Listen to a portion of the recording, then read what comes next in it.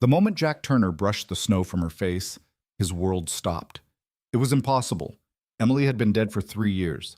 He'd buried her himself, stood at her grave through endless Montana winters, raised their daughter alone. But here, lying frozen in a ditch beside a wrecked SUV, was his wife's face. The same scar, the same eyes, the same woman he'd loved since high school. Either he was losing his mind, or someone had brought the dead back to life. Stay with me until the end of this story and comment what city you're watching from. I want to see how far this journey travels. The blizzard hit Montana like a fist from God. Jack Turner had lived in Silver Ridge his whole life, 42 years of hard winters, thin summers, and the kind of silence that made you think too much. He knew how to read the sky, how to smell snow before it fell, how to drive through whiteouts that turned the world into nothing but static. But this storm was different. This was the kind of weather that killed people. His daughter Maddie was home, 12 years old, and waiting for him with hot cocoa and a Marvel movie queued up on their ancient TV. She'd made him promise, Dad, that he'd be back before dark. But then the radio had crackled to life while he was closing up the volunteer firehouse, and dispatch's voice had come through tight with worry. Anyone near mile marker 47? We've got an abandoned vehicle, SUV. Engine's cold. Driver's not responding. Jack had looked out the window at the sheets of white erasing the world, then at the photo of Maddie he kept pinned to the bulletin board. He'd thought about warm couches and movie nights. Then he'd grabbed his coat. That was an hour ago. Now his pickup crawled through the storm at 15 miles per hour, headlights barely cutting through the snow. The windshield wipers beat a desperate rhythm, losing the fight against the ice building up on the glass. Jack's hands ached from gripping the wheel. His breath fogged in the cab despite the heater running full blast. The old Ford's heating had been on its last legs for 2 winters now, but there was never money to fix it. The radio crackled again. "Jack, you out there?" He fumbled for the receiver. "Yeah, I'm close, maybe half a mile out." "Sheriff's department can't make it until morning. You're all we got." "I know." Jack squinted through the windshield. "I see something. Stand by." The dark shape of the SUV emerged from the white like a ghost ship. It was a newer model Honda, silver or maybe white, impossible to tell under the snow, canted at an angle in the ditch. The driver's side door hung open. Snow had already piled inside. Jack's stomach tightened. He pulled the pickup onto the shoulder and killed the engine. The silence that rushed in was broken only by the howl of wind. He grabbed his flashlight from the glove box, zipped his coat up to his chin, and pushed out into the storm. The cold hit him like a wall. Montana winters didn't play. They found every gap in your clothing, every exposed inch of skin, and they made you pay for being outside. Jack's breath crystallized instantly. His boots crunched through snow that was already knee-deep. He swept the flashlight beam across the abandoned SUV. The engine was dead. The keys still dangled from the ignition. A purse sat in the passenger seat. Contents spilled across the floor. No blood. No signs of struggle. No. But in weather like this, that didn't mean anything good. "Hello?" Jack shouted, his voice immediately swallowed by the wind. "Is anyone here?" Nothing. He circled the vehicle, flashlight beam cutting through the snow. And that's when he saw her. A dark shape on the ground, 20 feet from the SUV, half buried in the drift. Jack's heart kicked into overdrive. He ran, or tried to, fighting through snow that grabbed at his legs like hands, and dropped to his knees beside the body. It was a woman. Face down. Not moving. "Ma'am!" Jack rolled her over, his hands clumsy in his gloves. "Ma'am, can you hear me?" No response. Her skin was gray-white, lips tinged with blue. Hypothermia.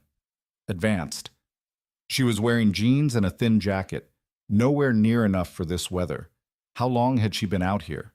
Jack brushed snow from her face to check for breathing, and that's when his entire world tilted sideways. He knew this face. He'd kissed this face on 1,000 mornings. He'd traced the line of that jaw with his fingers. He'd memorized the small scar near her upper lip. A bicycle accident when she was 7, she'd told him on their 3rd date. He'd held this face in his hands and promised to love it forever. This was Emily's face, his wife's face, his dead wife's face. The flashlight slipped from Jack's numb fingers and disappeared into the snow. For a moment, just a moment, his mind simply refused to process what his eyes were seeing. It was a trick of the storm. Hypothermia making him hallucinate. Grief finally breaking his brain after 3 years of holding it together for Maddie's sake. But no. He blinked hard, looked again. The woman was still there, still had Emily's face. Still had that scar, still had the exact curve of cheekbones that Jack had memorized down to the millimeter. Emily? The word came out broken, barely a whisper. The woman didn't respond. But she was breathing, shallow, rapid breaths that came in little clouds. Jack's training kicked in before his brain could catch up. Check airway, check breathing, check circulation. He felt for a pulse at her neck and found it, weak and thready, but there. Her skin was ice cold. She needed warmth immediately, or she was going to die right here in the snow. He scooped her into his arms.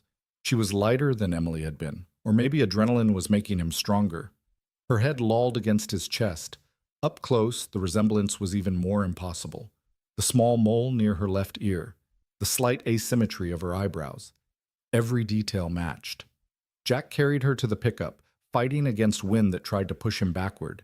He got the passenger door open and laid her across the bench seat as gently as he could, then cranked the heat to maximum. His hands were shaking so badly he could barely turn the key. The engine roared to life. Warm air, relatively warm anyway, began to flow from the vents. Jack grabbed the emergency blanket from behind the seat and wrapped it around the woman. Then he just sat there for a moment, staring at her face in the dim glow of the dashboard lights, his mind racing in circles. This wasn't possible. Emily was dead. He'd been to the funeral. He'd given the eulogy while Maddie sobbed in the front row. He'd picked out the casket, chosen the flowers, signed papers that made it official. His wife was buried in Silver Ridge Cemetery under a granite headstone that said, "Beloved wife and mother." He visited her grave every Sunday with fresh flowers. The dead didn't come back. But here she was, Emily's identical twin, wearing cheap clothes and no coat in the middle of a Montana blizzard. An unknown woman with his wife's face who'd somehow ended up half frozen in a ditch on the worst night of the year. Jack grabbed the radio with shaking hands. "Dispatch, this is Jack." Static, then, "Go ahead, Jack." "I found her. Female, mid-30s, severe hypothermia. I'm bringing her to my place. It's closer than the hospital, and the roads are too dangerous." "Copy that. We'll send an ambulance when we can." "Yeah." Jack hung up the receiver and put the truck in gear. The drive back to his cabin took forever. The storm had gotten worse, if that was possible. Snow flew horizontal across the road. The pickup fishtailed twice, and Jack's heart stopped both times. But he kept going, kept the truck pointed toward home, kept glancing over at the unconscious woman who wore his dead wife's face. "Who are you?" he whispered. She didn't answer. Just lay there, breathing her shallow breaths while the heat slowly brought color back to her skin. Jack's cabin sat at the end of a gravel road, 5 miles from the nearest neighbor.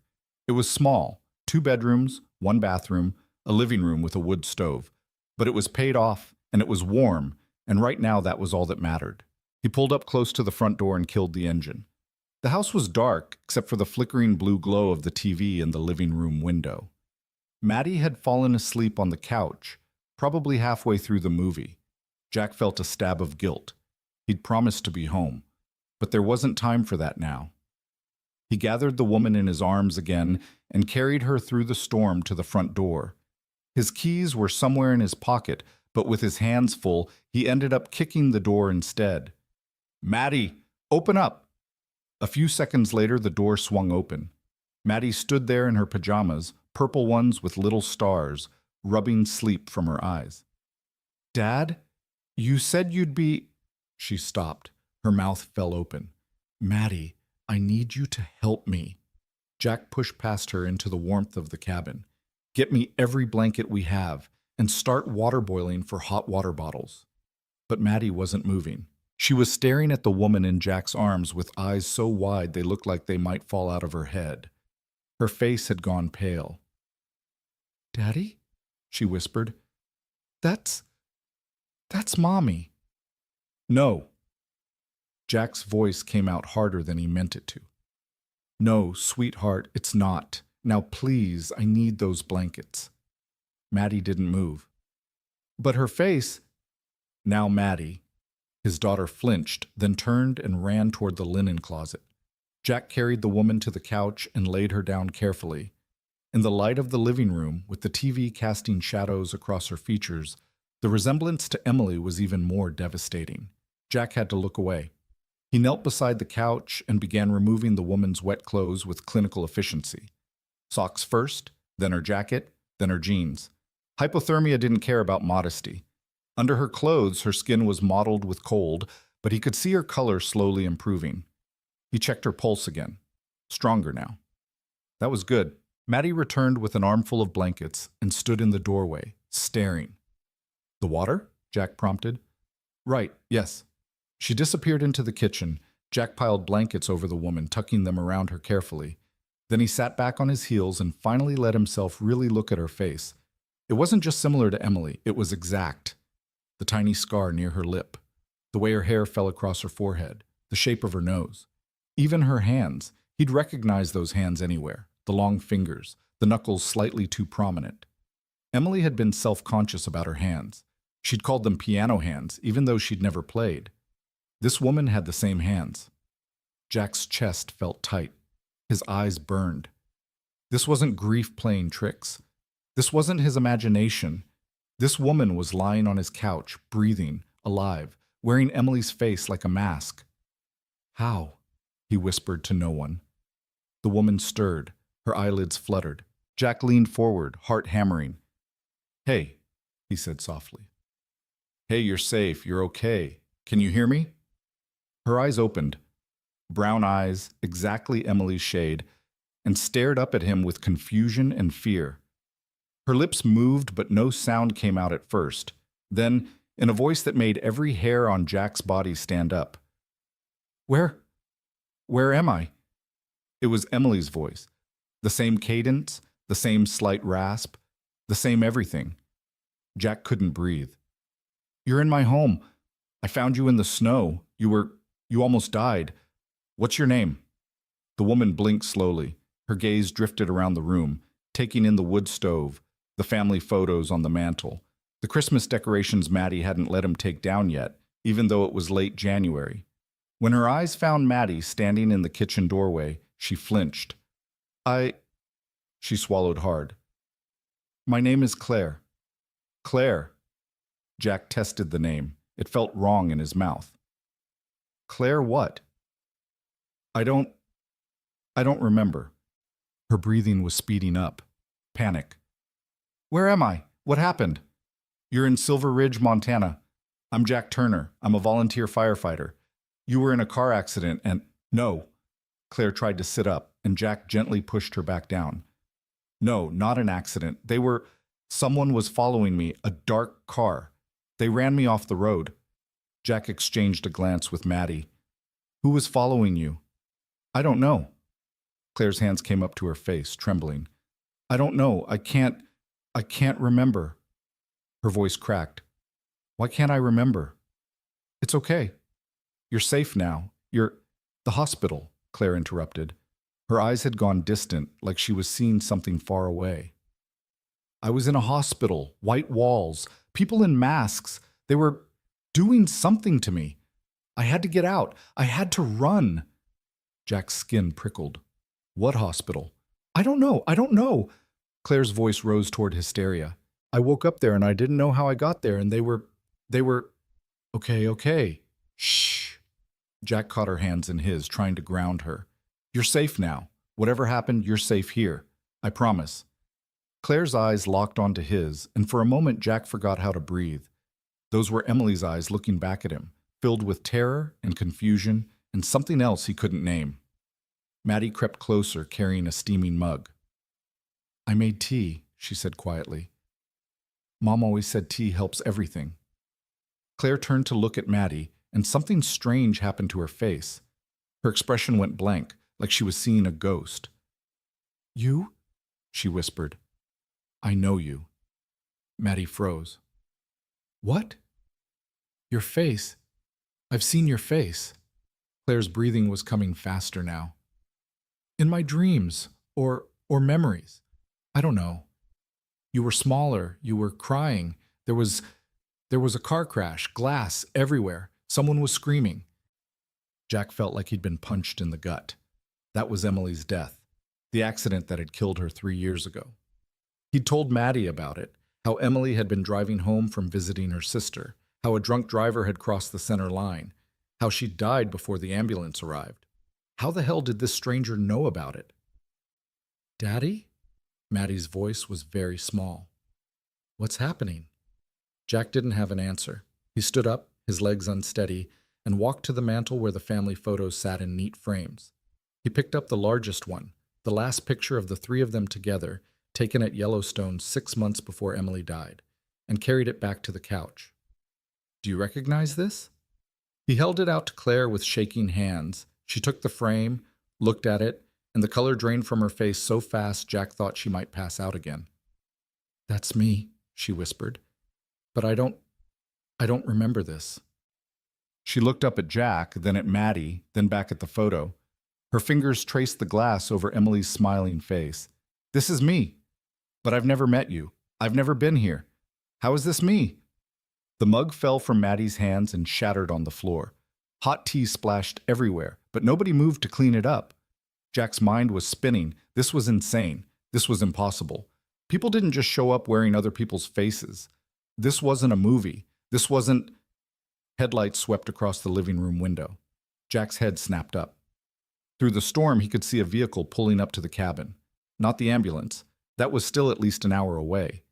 This was a dark sedan, unmarked, moving slow and careful through the snow. Did you call someone else? Maddie asked. No. Jack moved to the window and looked out. 2 men were getting out of the sedan, both wearing black parkas, no uniforms, no emergency lights. They were looking at his pickup truck, then at the cabin, talking to each other in the storm. Claire made a sound behind him, half gasp, half sob. They found me! Jack turned. Claire had gone sheet white, the photo frame clutched to her chest. What? The car, the dark sedan. Her voice was shaking. That's them. That's the car that ran me off the road. One of the men started walking toward the cabin. The other went back to the sedan and opened the trunk. Jack's blood went cold. Every instinct he'd honed over 20 years of emergency response was screaming at him. Something was very, very wrong here. Maddie, go to your room, now. But Dad, now. His daughter ran. Jack heard her bedroom door slam. He moved to the gun cabinet in the corner, his hands steady despite the adrenaline flooding his system. He kept a hunting rifle and a shotgun, both legal, both registered, both loaded for emergencies. He grabbed the rifle. Claire was trying to stand wrapped in blankets, her legs shaking. We have to run. We have to... You can barely walk, and there's nowhere to go in this storm. Jack chambered around, the sound loud in the quiet cabin. Get down behind the couch. But do it! A heavy knock rattled the front door. Jack positioned himself in the center of the room, rifle held low but ready. Who is it? He called. A man's voice, muffled by the storm. Mr. Turner? We're with the state police. We're looking for someone. Jack's jaw tightened. That wasn't a Montana accent. East Coast, maybe New York or New Jersey. And state police didn't just show up in unmarked sedans in the middle of blizzards. Let me see your badges, Jack said through the door. Silence. Then, Mr. Turner, this would be a lot easier if you just cooperated. We have reason to believe a dangerous individual is in your home. For your safety and your daughter's, we need you to open the door. The mention of Maddie made Jack's blood run hot. Show me your badges or get off my property. Another pause. Jack could hear them talking to each other outside, but couldn't make out the words. Then the man spoke again, and this time there was no pretense of friendliness. We know she's in there. We tracked her vehicle.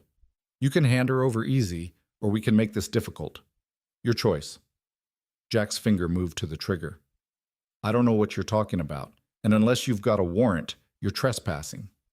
Mr. Turner, I'm a volunteer firefighter and a trained marksman. I've got a rifle pointed at this door. You've got 3 seconds to get back in your car. The silence stretched out. Jack could hear his own heartbeat, could feel the weight of the rifle in his hands, could sense Claire hiding behind the couch, could imagine Maddie terrified in her bedroom. Then came the crash of breaking glass. The living room window exploded inward. Jack spun, bringing the rifle up, but one of the men was already halfway through, gun drawn. Jack fired without thinking. The shot went high, punching through the wall, and the man dove to the floor. The front door burst open. The second man charged in, and Jack swung the rifle toward him. For one frozen moment, Jack stared down the barrel at a stranger's face, at the gun pointed back at him, at the choice between pulling the trigger and watching Maddie grow up without a father. Then Claire moved. She erupted from behind the couch with a scream, still wrapped in blankets, and threw herself at the man by the door. It was a desperate, graceless attack, all momentum and no technique, but it caught him by surprise. He stumbled backward, and his gun went off with a deafening boom that blew a chunk out of the ceiling. Jack didn't hesitate. He lunged forward and drove the rifle stock into the first man's face. Bone crunched. The man went down hard. The second man was trying to push Claire off him, trying to bring his gun to bear. Jack dropped the rifle and grabbed the nearest thing, a cast-iron skillet Maddie had left on the stove, and swung it like a baseball bat. It connected with the man's shoulder with a wet thud. He howled and dropped the gun. "Claire, get back!" Jack yelled. She rolled away. Jack swung the skillet again, and this time he didn't miss. The man crumpled. For a moment, the cabin was silent except for Jack's ragged breathing and the whistle of wind through the broken window. Snow was already starting to pile on the floor. One man was unconscious. The other was groaning, clutching his face.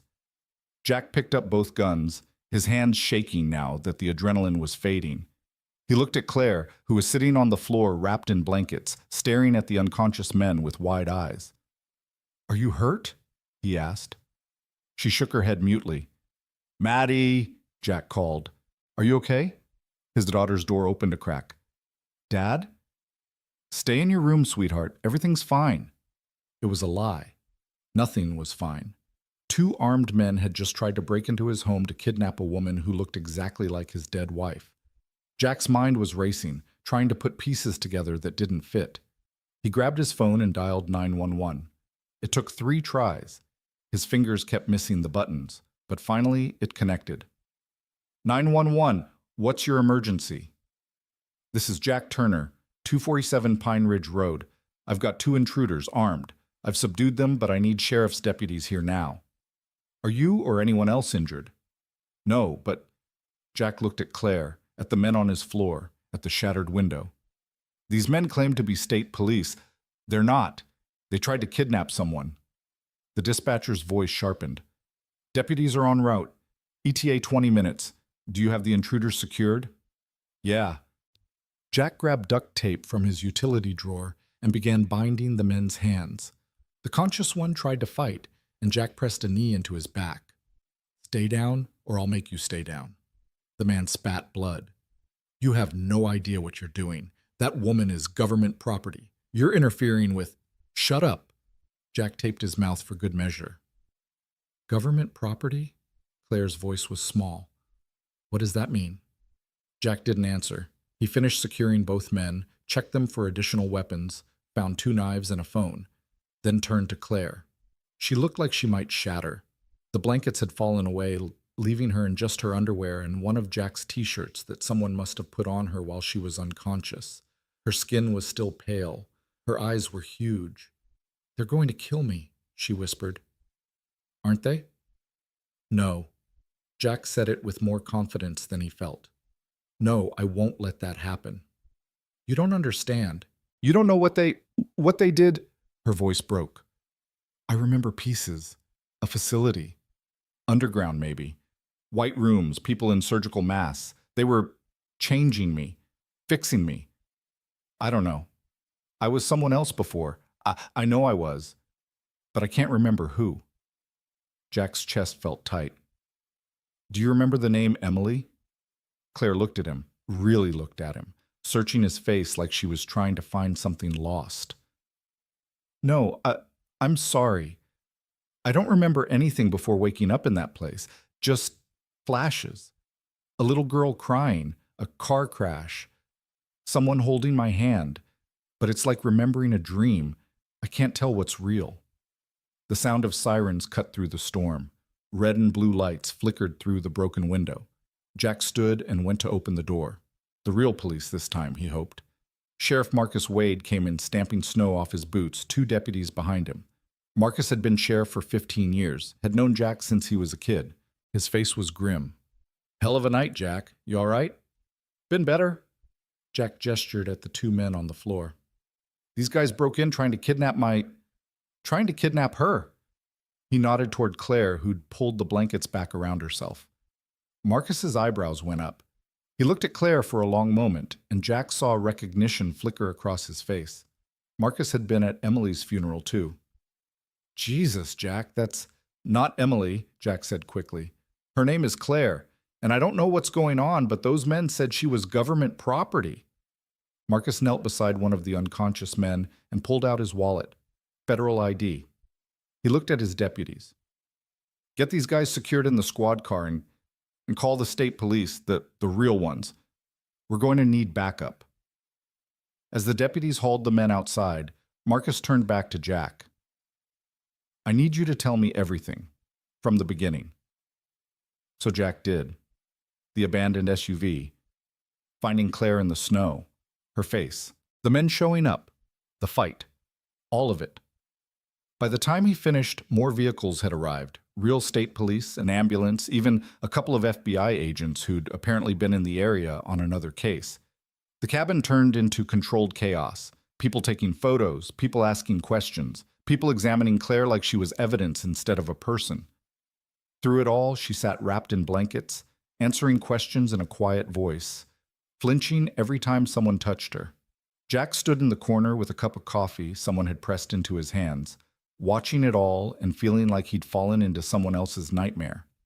One of the FBI agents, a woman named Rivera, pulled him aside. "Mr. Turner, I need you to understand something. This woman might be connected to a classified program. If that's true, there are going to be serious complications." "What kind of program?" Rivera's expression was unreadable. "I can't discuss that. But I need to know, has she said anything about where she's been? What was done to her?" "She doesn't remember, and she's hypothermic and traumatized. Maybe back off a little." "I understand this is difficult, but no." Jack set down his coffee with enough force to slosh it over the rim. "You don't understand. That woman almost died tonight. Armed men broke into my home and tried to kidnap her. My daughter is terrified in her bedroom. So unless you're going to arrest me for defending my family, I think we're done here." Rivera studied him for a long moment. "We'll need to interview her at the hospital." "Fine. But I'm going with her." "That's not—" "I'm going with her," Jack repeated. "Non-negotiable." Rivera sighed. "All right, but Mr. Turner, be careful. Whatever this woman is involved in, it's dangerous. People have died over less." They took Claire away in the ambulance. Jack rode with her, leaving Maddie with Marcus's wife, Carol, who'd driven over to help. The storm was finally starting to break, but the roads were still treacherous. In the ambulance, with the paramedics checking Claire's vitals and asking questions, Jack sat in the corner and tried to process everything that had happened. His hands were shaking, his adrenaline was crashing. He felt hollowed out. Claire caught his eye. "Thank you," she said softly. "You didn't have to help me. You should have just let them take me." "Nobody's taking anybody," Jack said. "Not while I'm breathing." "But you don't even know me." Jack looked at her face, Emily's face, and felt his chest constrict. "No, but I'm going to figure out who you are, and why someone would go through all this trouble to find you." Claire's eyes filled with tears. "What if I'm not a good person? What if I did something terrible and that's why they were after me?" "Then we'll deal with that when we know for sure." Jack leaned forward, his voice firm. "But right now, you're someone who almost died in the snow. You're someone who helped fight off armed intruders. That's what I know. That's what matters." The ambulance hit a patch of ice and skidded. Everyone grabbed for handholds. The paramedics swore. But they stayed on the road, kept moving forward through the storm toward the hospital, and whatever answers waited there. Jack looked out the window at the endless white landscape and thought about his wife. About Emily, who'd died 3 years ago. About the woman sitting across from him wearing Emily's face. About the men who'd called her government property. About the pieces of a puzzle that made no sense. And he thought, This isn't over. This is just beginning. The storm had passed, but Jack had a feeling that a much darker tempest was on its way. The fluorescent lights of Silver Ridge Memorial Hospital buzzed like dying insects, casting everything in a sterile white glow that made Jack's eyes ache. He'd been sitting in the same plastic chair outside Claire's room for 3 hours now, watching doctors and nurses and federal agents parade in and out, each one wearing the same carefully neutral expression that told him exactly nothing. His coffee had gone cold an hour ago. He couldn't remember the last time he'd eaten. His ribs hurt where one of the intruders had caught him with an elbow during the fight, and there was a cut on his hand that he didn't remember getting. But he stayed in that chair because leaving felt like abandoning Claire to whatever governmental machinery was grinding into motion around her. Agent Rivera appeared at the end of the hallway, walking with another agent Jack hadn't seen before, a tall man with silver hair and a face like carved granite. They stopped at the nurse's station, heads bent together in conversation. The man glanced toward Claire's room, then at Jack. His expression didn't change, but something in his eyes made Jack's skin prickle. "Mr. Turner." Rivera approached alone. "This is taking longer than expected. You should go home. Get some rest. We'll call you when—" "I'm not leaving. Your daughter needs you. My daughter is with Sheriff Wade's wife, probably asleep by now, and she knows I'm here." Jack met Rivera's eyes. "I'm not leaving Claire alone with people who might hand her back to whoever tried to kidnap her." Rivera's jaw tightened. "We're the FBI, Mr. Turner. We're the good guys. The men who broke into my house had federal IDs, too." Jack stood, his knees popping. He was too old for this kind of night. "So forgive me if I'm not feeling particularly trusting right now." The older agent drifted closer, hands in his pockets. Up close, Jack could see the man was probably in his 60s, with the kind of weathered competence that came from decades of field work. His ID badge said his name was Marcus Chen, Senior Investigator. "Mr. Turner, I understand your concern, but you need to understand the situation you've walked into." Chen's voice was quiet, reasonable. "The woman in that room is connected to a classified program that was shut down 2 years ago, a program that some very powerful people would prefer stayed buried." Jack's stomach dropped. "What kind of program?" Chen and Rivera exchanged glances. Rivera shook her head slightly, but Chen continued anyway. "The kind that involved experimental medical procedures, identity reconstruction, witness protection taken to an extreme. And before you ask, yes, it was illegal. That's why it was shut down." Identity reconstruction. Jack's mind raced. "You mean they took someone and— what? Changed them? Made them look like someone else?" "More than that. They attempted to rewrite entire personalities, create completely new identities from scratch. The theory was that you could take someone in extreme danger, a witness to organized crime, an intelligence asset who'd been compromised, and give them a new life so complete that they'd actually become that new person." Jack felt like the floor had dropped out from under him. "You're saying Claire isn't real. She's someone else wearing a new face." "We're saying she might be. The program used advanced facial reconstruction, but the psychological component never worked properly. Patients either rejected the new identity entirely or developed severe dissociative disorders. Most of them ended up in psychiatric facilities. Some disappeared." Chen paused. "Some died." "And Emily?" Jack's voice came out rough. "My wife. Claire has her face. Exactly her face. How is that possible unless—" He couldn't finish the sentence. Couldn't voice the thought that had been growing in his mind since he'd pulled Claire from the snow. Rivera answered for him. "Unless your wife was involved in the program somehow, as a template perhaps. We're looking into it, but her records are sealed. Whatever connection exists, someone went to a lot of trouble to hide it." Jack's hands were shaking. He clenched them into fists. "I want to see her. Now. The doctors are still— I don't care what the doctors are doing. I want to see Claire. Or do I need to call a lawyer?" Chen held up a hand. "Let him in, Rivera. He's earned that much." Rivera looked like she wanted to argue, but she stepped aside. Jack pushed past her and into Claire's room. The space was small and dim, lit only by the glow of medical monitors. Claire lay in the hospital bed, IV lines running into her arm, her face turned toward the window. She looked impossibly small and vulnerable in the oversized hospital gown. Her dark hair spread across the pillow. Emily had looked like that once, Jack remembered, after Maddie was born, exhausted but radiant, holding their daughter for the first time. The memory hurt like a knife between his ribs. Claire's eyes opened when she heard him enter. "Jack," her voice was hoarse. "They told me you were still here." "Where else would I be?" He pulled a chair close to the bed and sat. "How are you feeling?" "Like I got hit by a truck." "Which I guess I kind of did."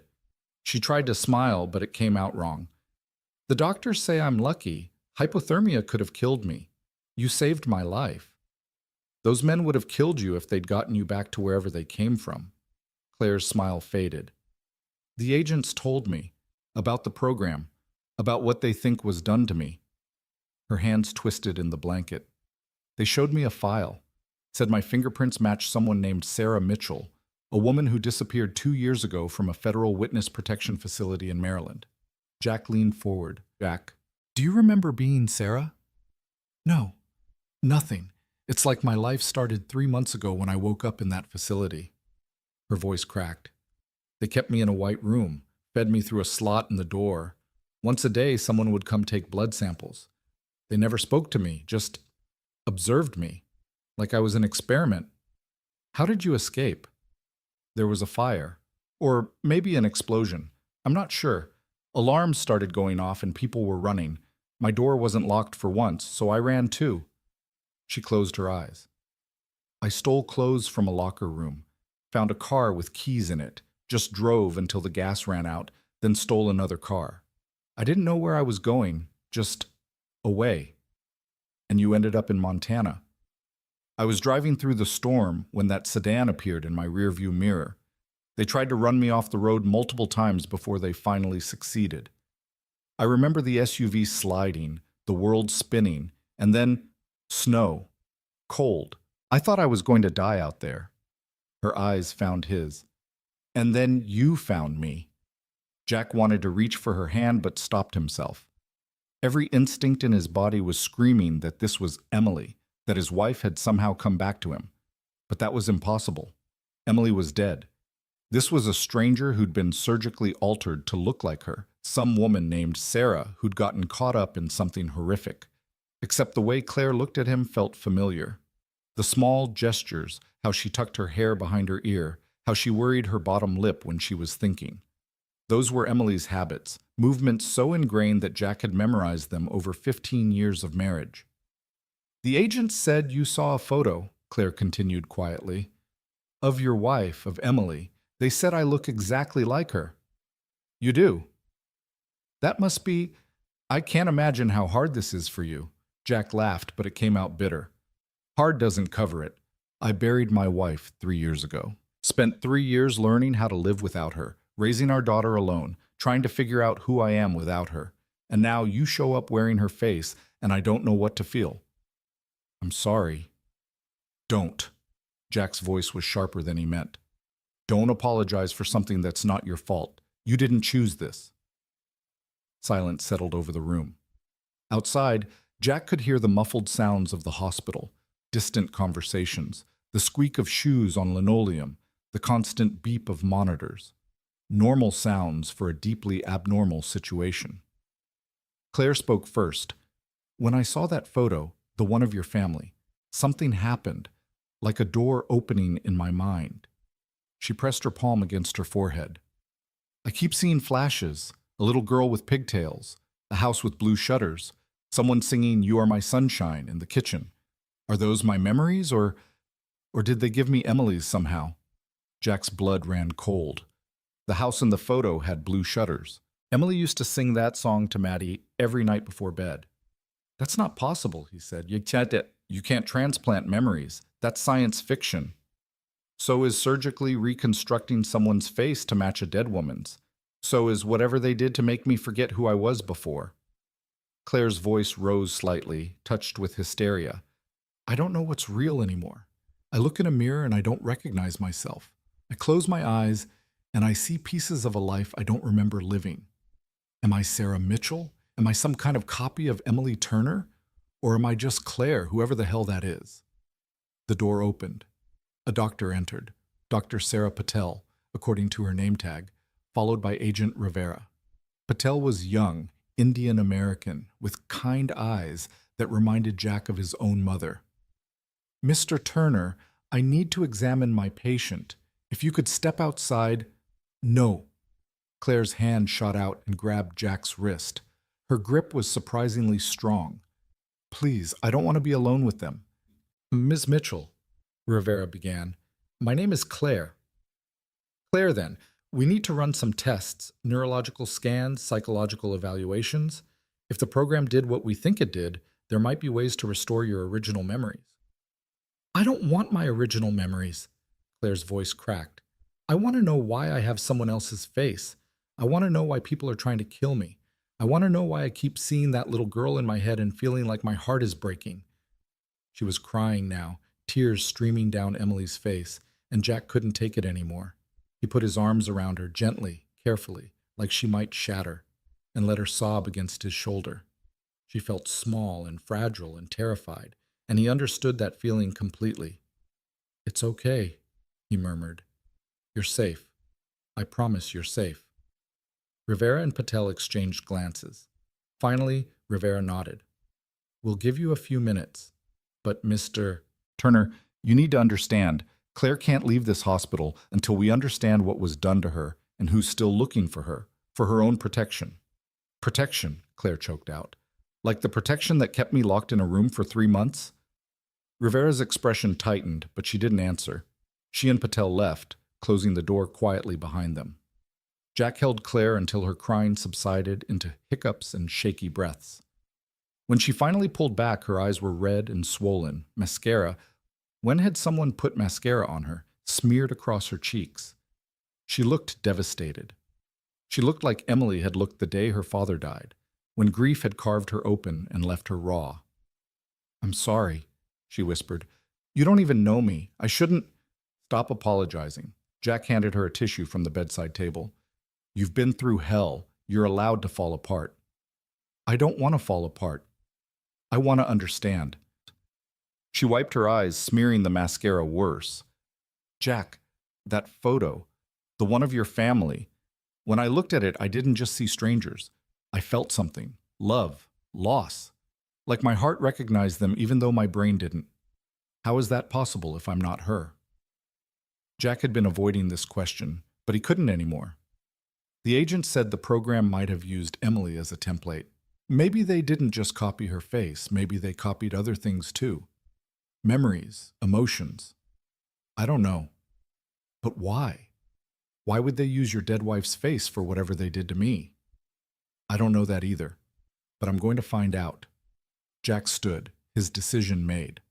I'm going to call some people, friends from the fire department who have connections. We're going to figure out what happened to Emily and what they did to you and how it's all connected. You don't have to do this. Yes, I do. Jack met her eyes, Emily's eyes, and felt that familiar ache in his chest. Because either you're a stranger who got caught up in something evil and needs help, or you're...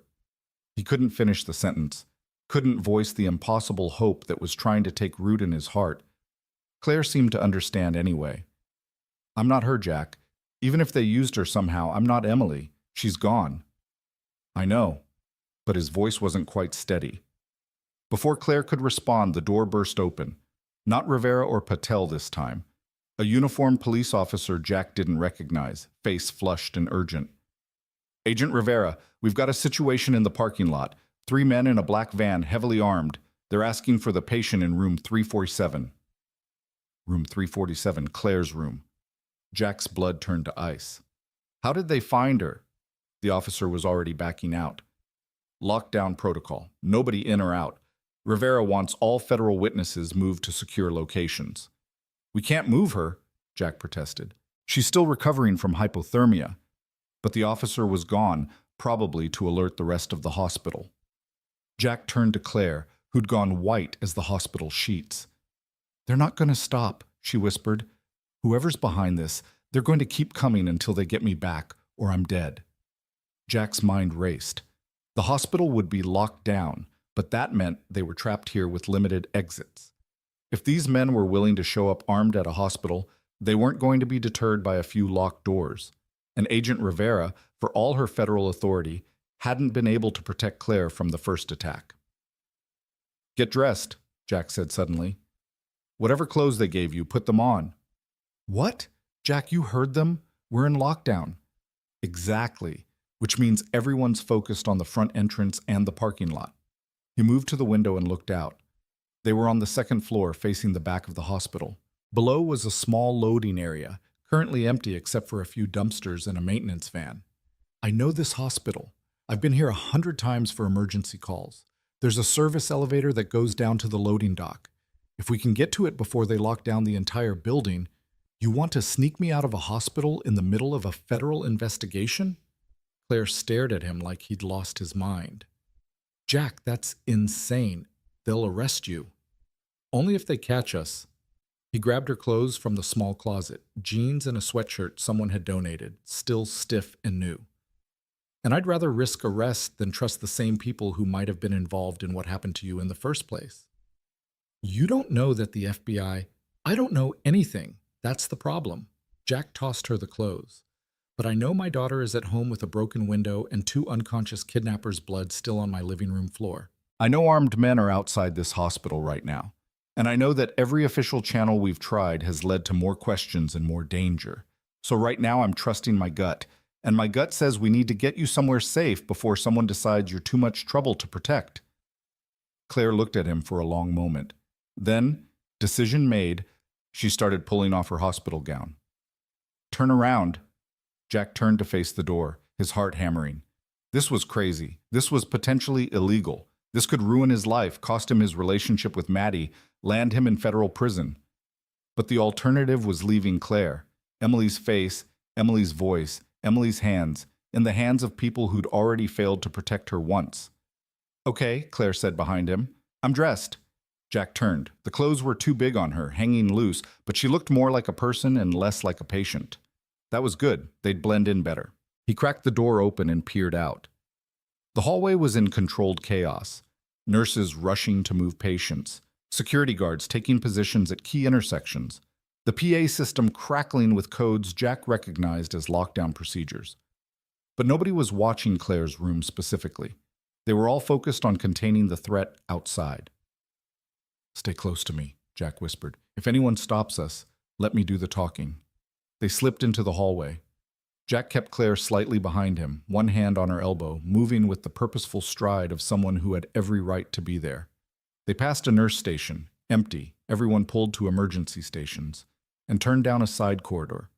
The service elevator was at the end of the hall, marked with a faded staff-only sign that nobody paid attention to.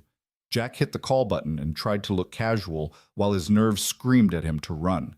The elevator dinged, doors slid open. Jack pulled Claire inside and jabbed the button for the loading dock level. "What if there are guards down there?" Claire asked as they descended. "Then I'll tell them I'm taking you out the back for safety. I'm still in my volunteer firefighter jacket. That gives me some authority. Not much, but maybe enough." The elevator shuddered to a stop. The doors opened onto a dimly lit corridor that smelled of industrial cleaner and old concrete. Jack recognized it. He'd used this entrance dozens of times when delivering patients to the ER from the backside of the hospital. They moved quickly down the corridor toward the loading dock exit. Jack's pickup was parked in the main lot. No good. But the maintenance van he'd seen from the window might have keys in it. People were trusting in small towns, especially hospital maintenance workers who had to move fast between emergencies. The loading dock door was ahead. Jack reached for the handle.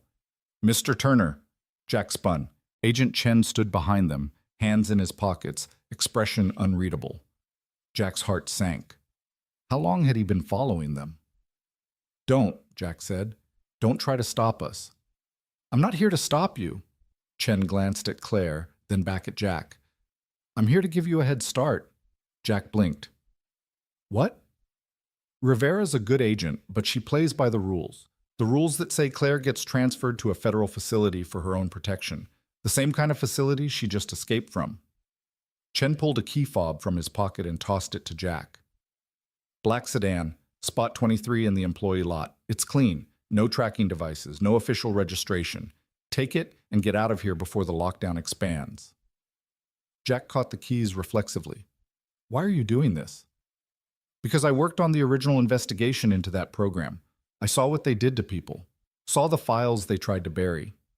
Chen's expression was grim. Someone high up wanted that program to continue despite the shutdown order. Someone with enough power to make people disappear when they asked too many questions. I don't know who yet, but I know that if Claire goes back into federal custody, she'll vanish just like the others did. The others? Claire's voice was small. There are others like me? There were. 12 subjects total in the final phase. You're the only one we've found alive. Chen moved toward the loading dock door and opened it. The men outside are a diversion. The real threat will come when everyone's focused on them and nobody's watching the back exits. You've got maybe 5 minutes before they realize you're gone. Where should we go? Jack asked. Anywhere but here. Somewhere off the grid. Do you have a place? Jack thought of his cabin, compromised, known to everyone. Then he thought of his brother's hunting lodge, 3 hours north in the mountains. Michael never used it in winter and almost nobody knew it existed. Yeah, I've got a place. Good, keep your phone off.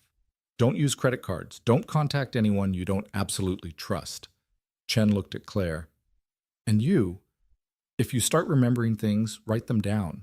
Details matter. Someone went to a lot of trouble to erase you. That means you know something important. I don't remember anything important, Claire protested. Then maybe that's what they're afraid you'll remember. Chen checked his watch. Go, now, and Mr. Turner, protect her. Whatever she is, whatever was done to her, she doesn't deserve to be someone's science experiment. Jack nodded, throat tight.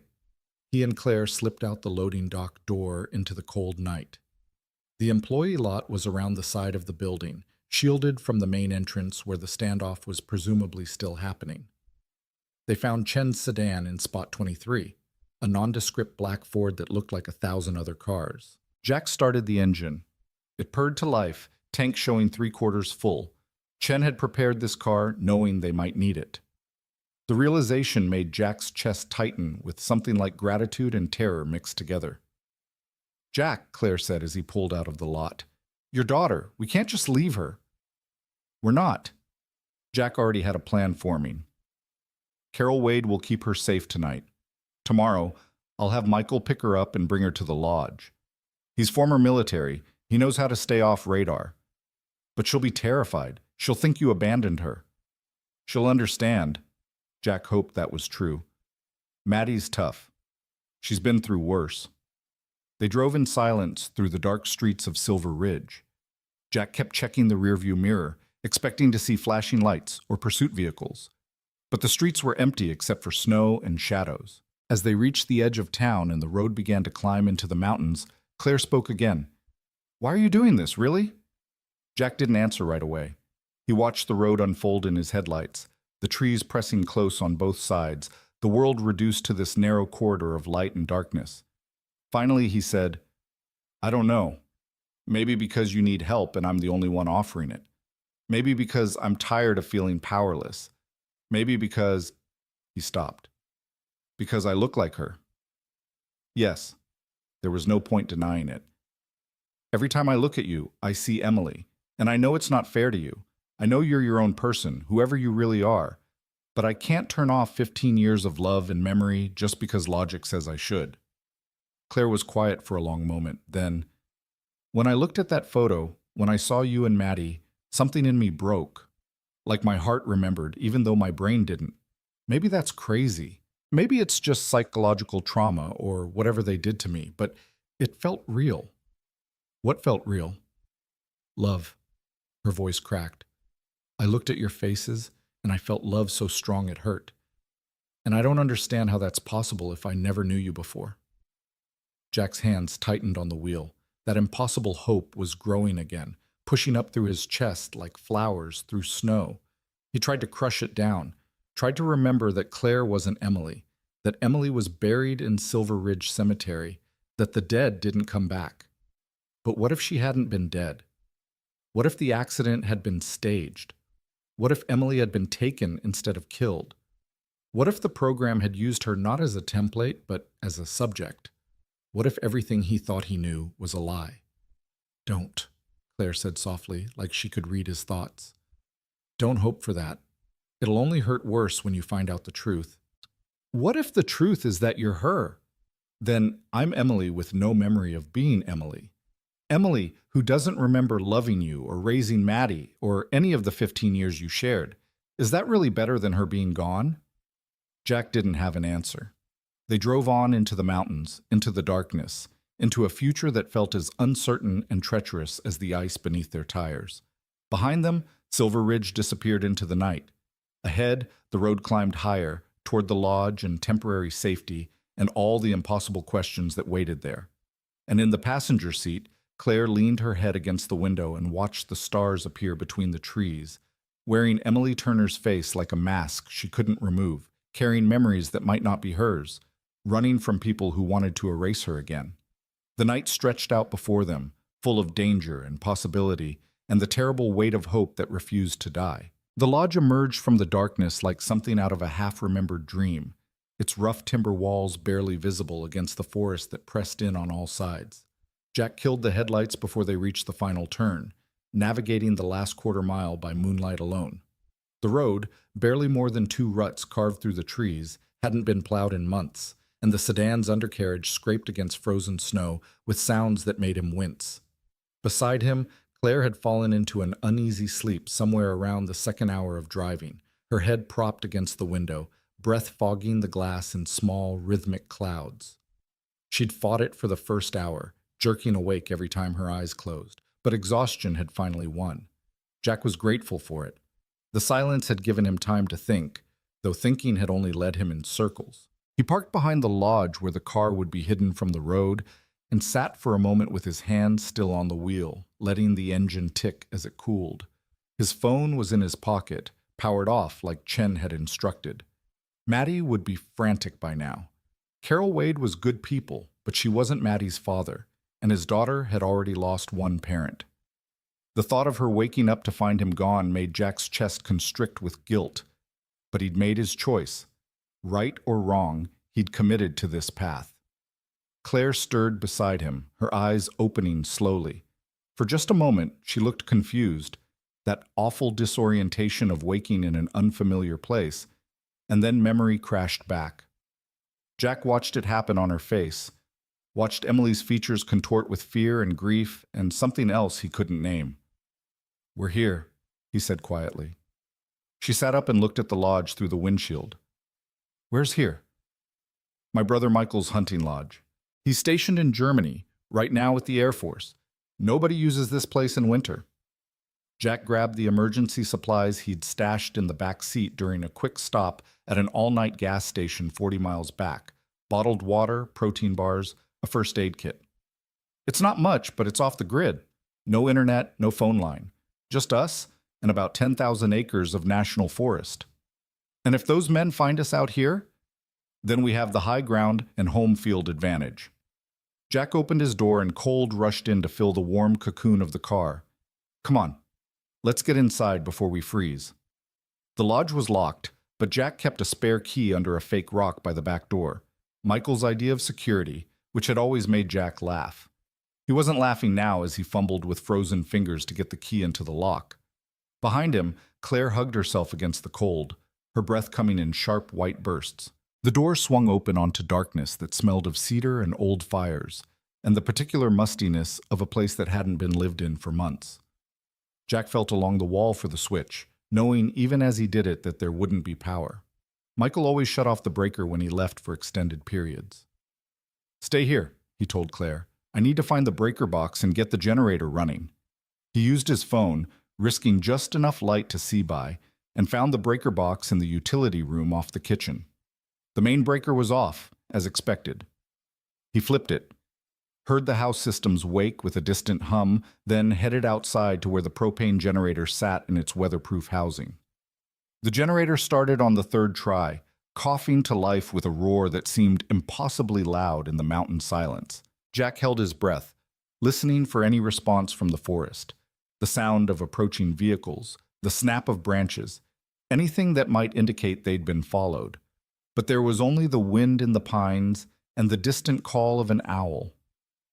When he came back inside, Claire had found her way to the living room by feel and was standing in the center of the space like she wasn't sure what to do with herself.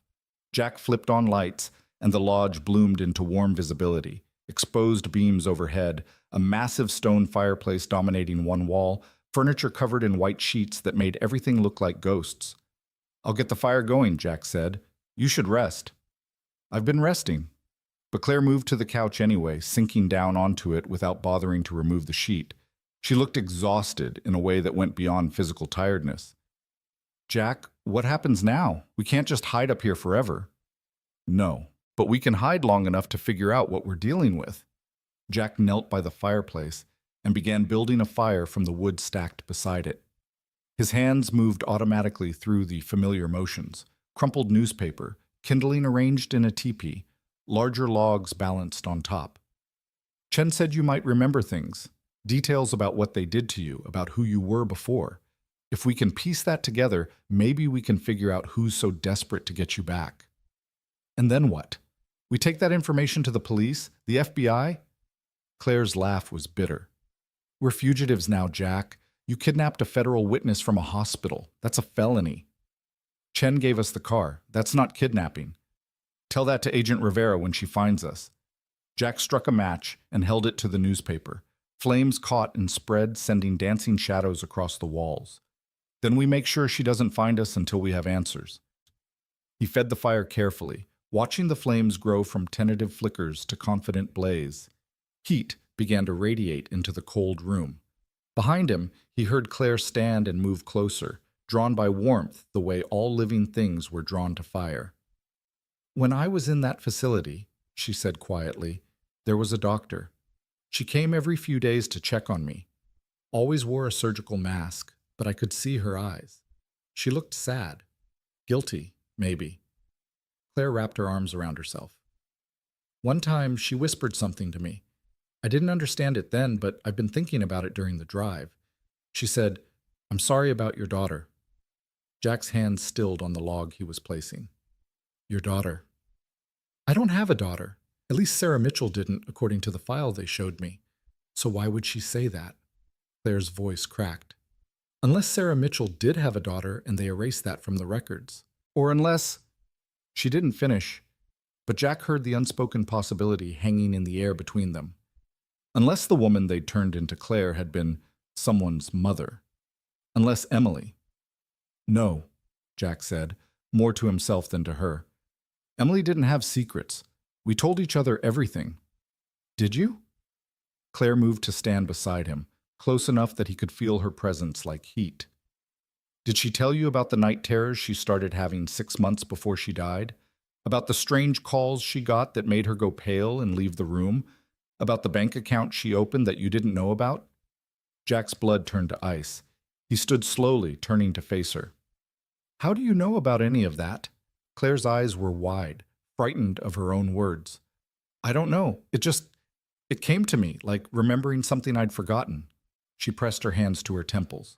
"God, what's happening to me? Whose memories are these?" Jack wanted to grab her, to shake answers loose that she didn't have. Instead, he forced himself to breathe, to think past the roaring in his ears. Emily did have night terrors. For months before she died. She said they were just stress from work. She said it was her sister having marriage problems. "Did you ever confirm that with her sister?" "No, Jack's voice failed him. "After Emily died, I couldn't bear to talk to her family. The grief was too much. And then time passed and it seemed pointless to dredge it all up." "And the bank account?" Jack didn't want to answer. Admitting it felt like betraying Emily's memory, like opening a door he'd kept locked for 3 years. But Claire was looking at him with Emily's eyes, and he was so tired of carrying secrets alone. "I found evidence of it when I was going through her things after the funeral. Statements from a bank I'd never heard of. There was maybe $5,000 in it." He told himself it was nothing. Maybe Emily saving for a surprise, maybe a safety net she'd wanted to keep separate. "I never followed up on it. What did it matter? She was gone." "It matters now." Claire moved to the window and looked out at the darkness. "Someone made me into a copy of your wife. They gave me her face. Maybe her memories. Why would they do that unless Emily was part of this somehow? The question Jack had been avoiding crystallized in his mind with terrible clarity. The accident, the one that killed her. What if it wasn't an accident? Claire turned from the window. What do you mean? The official report said a drunk driver crossed the center line and hit her head on. He died too, so there was nobody to question. But Emily was a careful driver, paranoid about safety after her brother died in a car crash when she was a kid. And the road where it happened, I've driven it 1,000 times. It's straight, well lit, not the kind of place where accidents just happen. You think someone ran her off the road, deliberately? I think maybe Emily knew something, or saw something, or was involved in something that got her killed. Jack's hands clenched into fists. And I think whoever killed her decided they weren't done with her, so they found someone else, Sarah Mitchell, and they made her into Emily, made her into you. Claire's face had gone pale. But why? If they wanted Emily dead, why recreate her? I don't know, but we're going to find out. Jack pulled out his phone, stared at it for a long moment, then powered it on despite Chen's warning. What are you doing? Calling the one person who might have answers. He scrolled through his contacts until he found Emily's sister's number. Sarah, not Claire, but Sarah Brennan, married name Walsh. He hadn't spoken to her since the funeral. His thumb hovered over the call button.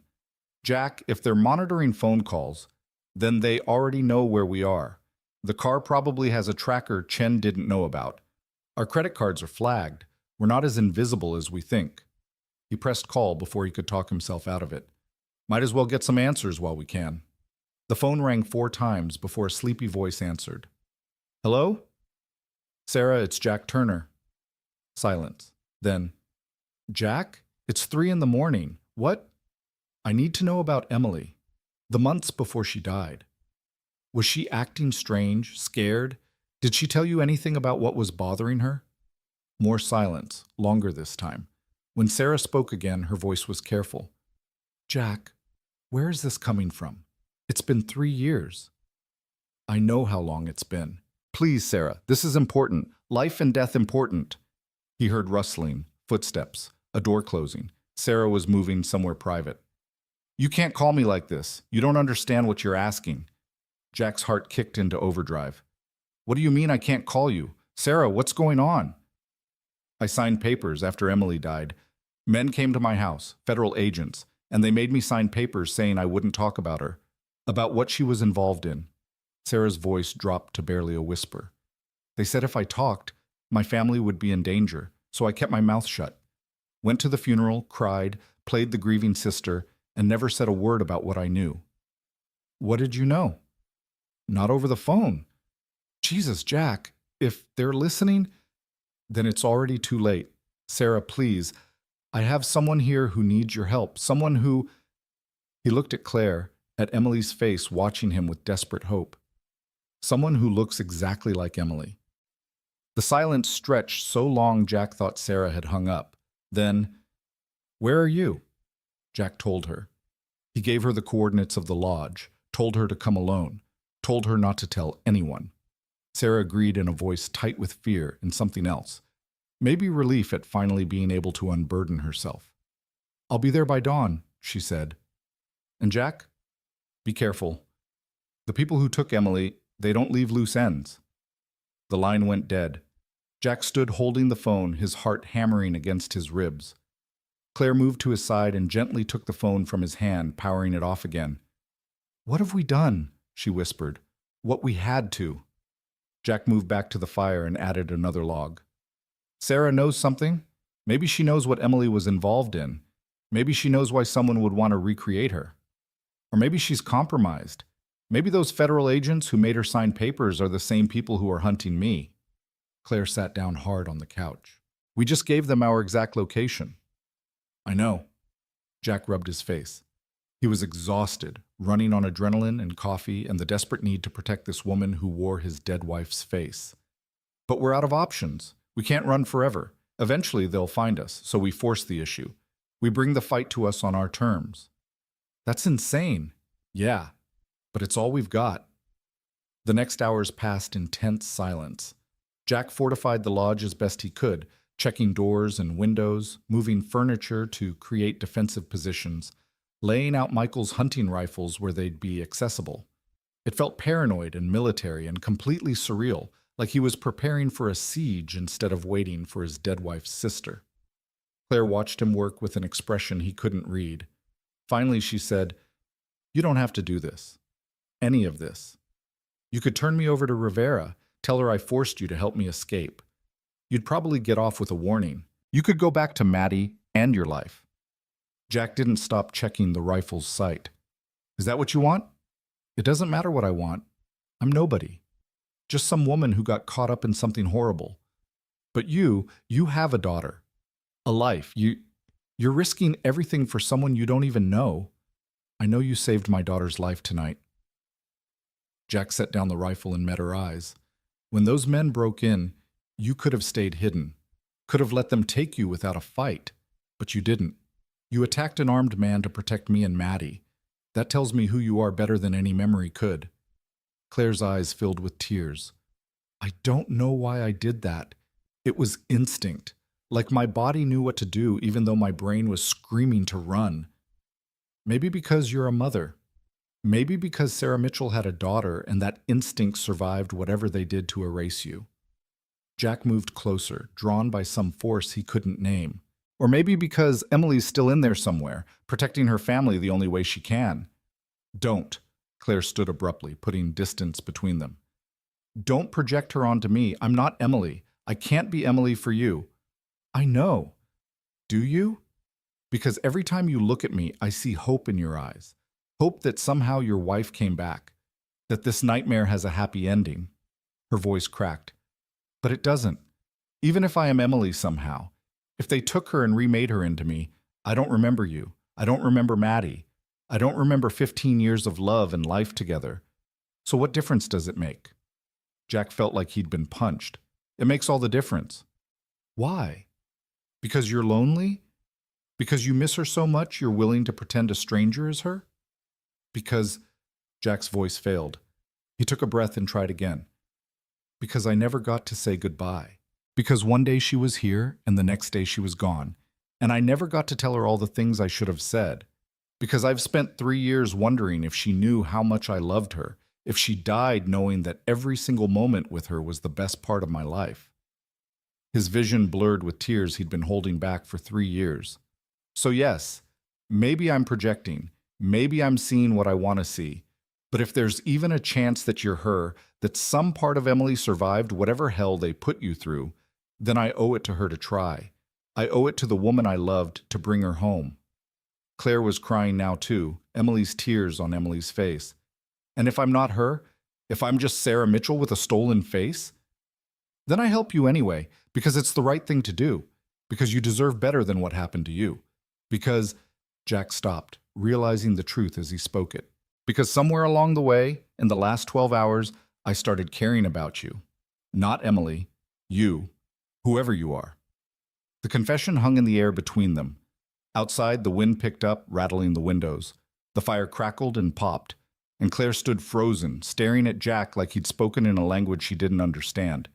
Then she crossed the space between them in 3 quick steps and kissed him. It was desperate and messy, and tasted like tears, and Jack's brain short-circuited completely. This was Emily's mouth, Emily's hands clutching his shirt, Emily's body pressed against his. But it wasn't Emily.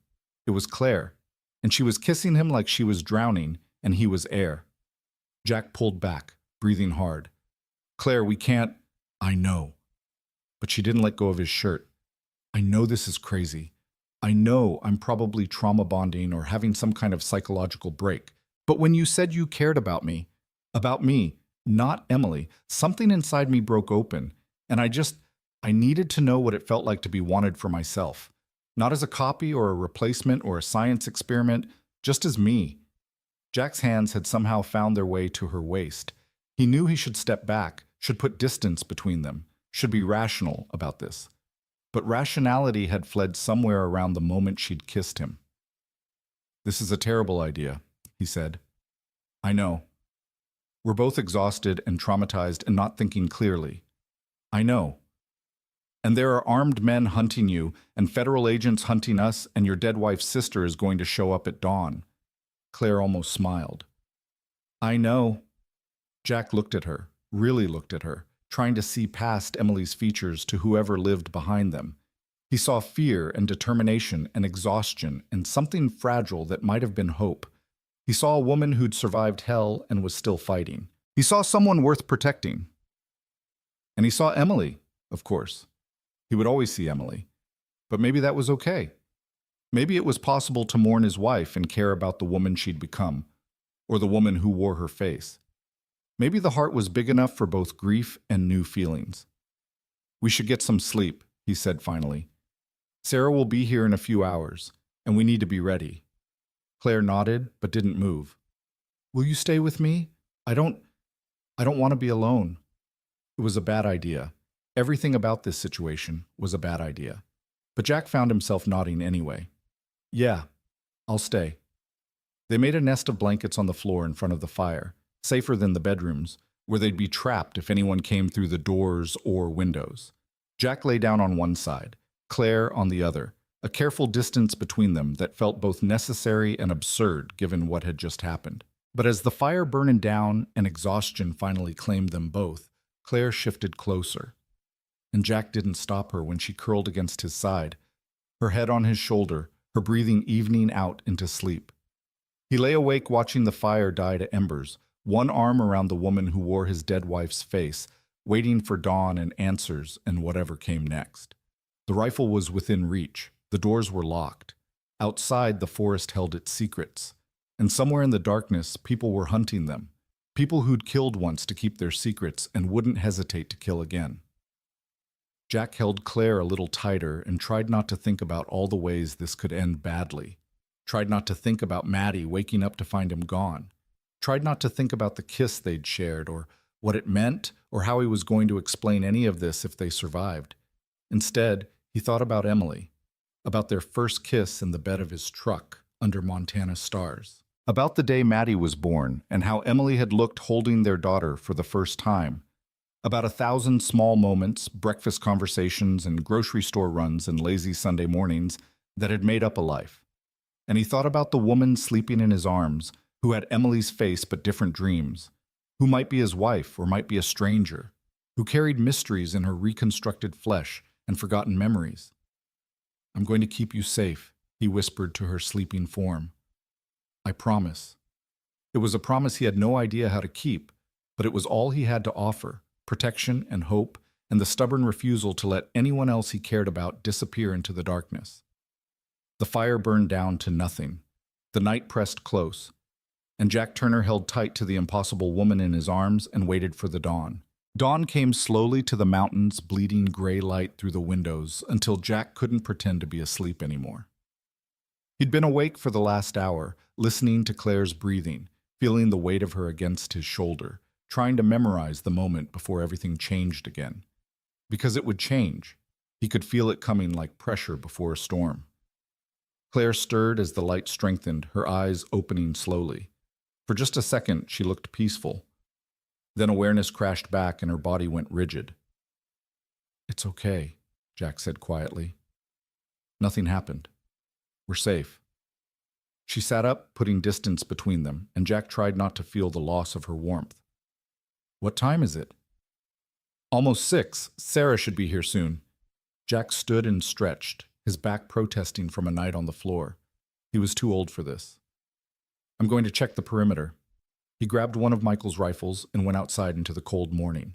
The world was still and white, untouched snow stretching in every direction. Their tire tracks from last night were the only disturbance, a clear trail leading straight to the lodge. Jack followed them with his eyes until they disappeared around a bend, and his stomach tightened. Anyone tracking them would find this place easily. He circled the lodge, looking for signs of intrusion, fresh footprints, disturbed snow, anything that suggested they weren't alone. But there was nothing except rabbit tracks and the occasional mark of a deer. The forest was silent in the way only winter forests could be, muffled and waiting. When he came back inside, Claire had found the kitchen and was attempting to make coffee with supplies that had been sitting in the cupboard for months. She looked up when he entered, and something passed between them, Acknowledgement of what had happened last night, the kiss they'd shared, the line they'd crossed. But neither of them mentioned it. "Anything?" she asked.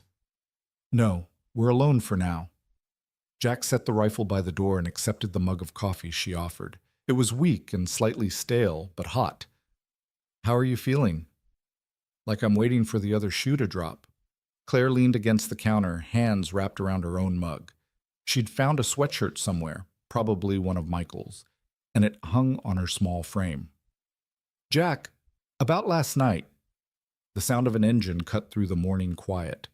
Jack moved to the window. A white SUV was making its way up the access road, moving carefully through the snow. He couldn't see the driver yet, but his hand moved instinctively toward the rifle. "Is it Sarah?" Claire asked, tension sharp in her voice. "I don't know. Stay back from the windows." The SUV pulled up beside Chen's sedan and stopped. For a long moment, nothing happened. Then the driver's door opened and a woman got out. Jack's breath caught. Sarah Brennan looked exactly like he remembered. Tall and angular where Emily had been softer, with the same dark hair but cut shorter, professional. She was wearing jeans and a heavy coat, and she looked around the clearing with the careful attention of someone expecting trouble. She was alone. That was something. Jack opened the door before she could knock. Sarah's eyes widened when she saw him, and then her gaze shifted past him to where Claire stood in the kitchen doorway. The coffee mug fell from Sarah's hands and shattered on the porch. "Oh my God," Sarah whispered. "They actually did it. They actually brought her back." Jack's blood ran cold. "What do you mean, brought her back? Sarah, what are you talking about?" But Sarah wasn't listening. She pushed past Jack and walked straight to Claire like she was in a trance. Claire backed up, fear flashing across her features, but Sarah kept coming until they were standing face to face. "Emily," Sarah's voice broke. "Jesus Christ, Emily, is that really you?" "I'm not. My name is Claire. I'm not Emily." "You have her scar." Sarah reached out and traced the line near Claire's lip with a shaking finger. "From when she fell off her bike when she was 7. I was there. I saw it happen." Her eyes filled with tears. "You have her hands. The way you hold your coffee cup. The way you tuck your hair behind your ear when you're nervous. Those are Emily's gestures. Emily's habits." Jack found his voice. "Sarah, talk to me. What do you know?" Sarah finally looked at him, and her expression was shattered. "Emily didn't die in that car accident, Jack. She was taken. They took her and they—" Her voice broke. "They made her into something else, someone else, part of some insane government program that was supposed to create perfect new identities for witnesses and assets. But it went wrong. God, it went so wrong." The world tilted sideways. Jack grabbed the counter to steady himself. "That's not possible. I saw her body. I identified her at the morgue." "You saw a body that looked like Emily, but it wasn't her." Sarah's tears were falling freely now. "They came to me 3 days after the funeral, 2 men in black suits with federal credentials. They told me Emily had been part of a classified program, that she'd volunteered to protect someone important. Protect me, actually. My husband had witnessed something, testified against some very dangerous people, and Emily thought they might come after our family. So she made a deal. She'd be their test subject for this experimental program if they'd protect us." Claire made a sound like she'd been punched. No, that's not... I'm not her. I'm Sarah Mitchell. I remember being Sarah Mitchell." "Sarah Mitchell was the cover identity they created for you after the procedure." Sarah moved closer, her voice gentle but insistent. "You were Emily Turner. You had a husband named Jack and a daughter named Maddie. You lived in Silver Ridge and you taught 3rd grade and you made the best apple pie in 3 counties. And you loved your family more than anything in the world." Jack couldn't breathe. The room was spinning. "If Emily volunteered, why didn't she tell me? Why let me think she was dead?" "Because telling you would have put you in danger. The whole point was to die as Emily Turner and be reborn as someone new, someone without connections or history, someone the bad guys couldn't trace back to me." Sarah wiped her eyes. "But the procedure didn't work the way they promised. They said she'd keep her memories, just get a new face and identity. But something went wrong during the neural remapping. She started losing pieces of herself, forgetting things, having seizures. The last time I saw her, God, it must be 2 years ago now, she barely recognized me. Said her name was Claire, and she didn't know what I was talking about. Claire was shaking her head, backing away. No, you're lying. You're part of this, trying to manipulate me. I'm not lying. Emily, please, stop calling me that. Claire's voice rose to a shout. I'm not Emily. I don't remember any of this. But you feel it, don't you? Sarah pressed. When you look at Jack and Maddie, when you see their photos, something in you responds, something deeper than memory. Claire's face crumpled. I don't know what I feel. I don't know what's real anymore. Jack finally found his voice, though it came out rough. Sarah, if what you're saying is true, if this program existed and Emily was part of it, who was running it? Who would authorize something like this? I don't know all the details. The men who came to me, they worked for some division I'd never heard of. Deep black operations stuff. They said it was voluntary, said Emily would be protected, said it was the only way to keep us all safe.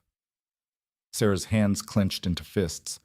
I should have said no, should have fought harder, but I was terrified for my kids, and Emily was so determined. She said she'd do whatever it took to protect family. That sounds like her, Jack whispered.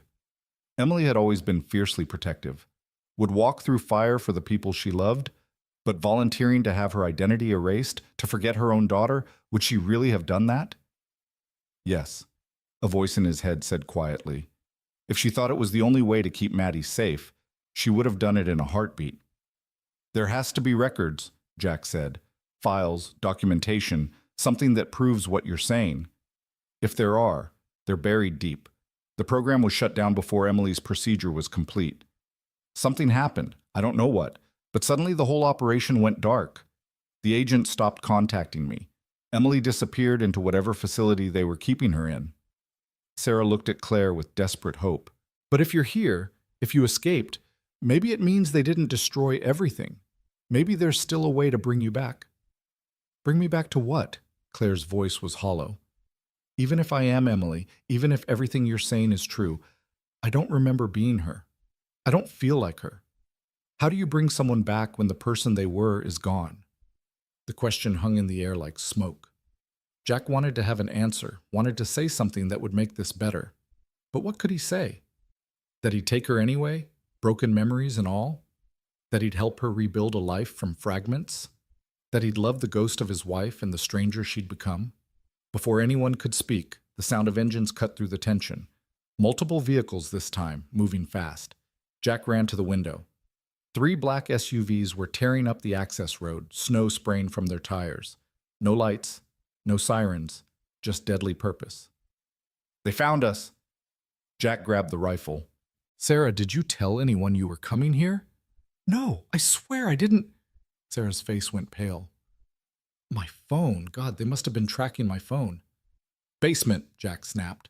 There's a root cellar with a trap door. Both of you, get down there now. I'm not hiding while you, Claire started. This isn't a debate. Those are the same people who tried to kidnap you from the hospital. If they get their hands on you again, you're dead.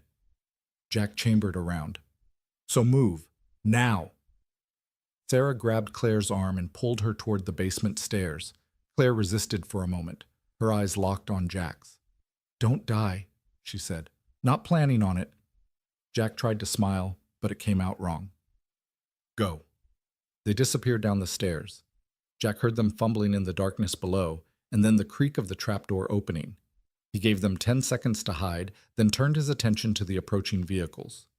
They were close now, maybe 200 yards out. Jack could see armed men inside, tactical gear, professional movements, not government agents making an arrest. Killers coming to clean up loose ends. He thought about making a stand, trying to hold them off, but he was one man with a hunting rifle against a team of trained operators. Even if he got lucky and took out a few, they'd overwhelm him eventually, and then they'd find Claire and Sarah in the basement. No, he needed to buy them time to escape, which meant he needed to be somewhere else. Jack grabbed his coat and slipped out the back door. The forest pressed close here, dense pines providing cover. He circled around the lodge, moving as quietly as he could through the snow, and positioned himself behind a fallen log about 50 yards from the clearing. The SUVs pulled up in a semicircle, blocking any escape by vehicle. Doors opened and men poured out, 8 of them, all armed with assault rifles, moving with military precision. They were wearing tactical gear, but no identifying marks. Private contractors, maybe. Or the kind of government operators who didn't officially exist. One man stood out from the others, older, silver-haired, wearing a long coat instead of tactical gear. He surveyed the lodge with the calm confidence of someone in charge. When he spoke, his voice carried across the clearing. "Mr. Turner, we know you're here. We tracked Mrs. Walsh's vehicle. We're not here to hurt anyone, but we do need to retrieve our asset. Make this easy on yourself. Send out the woman called Claire, and we'll leave you and Mrs. Walsh in peace." Jack said nothing. His finger rested on the trigger, waiting. The silver-haired man sighed. "Very well. We'll do this the hard way." He nodded to his team. "Sweep the building. Non-lethal force for Turner and Walsh, but the asset is expendable if she resists. We have what we need from her already."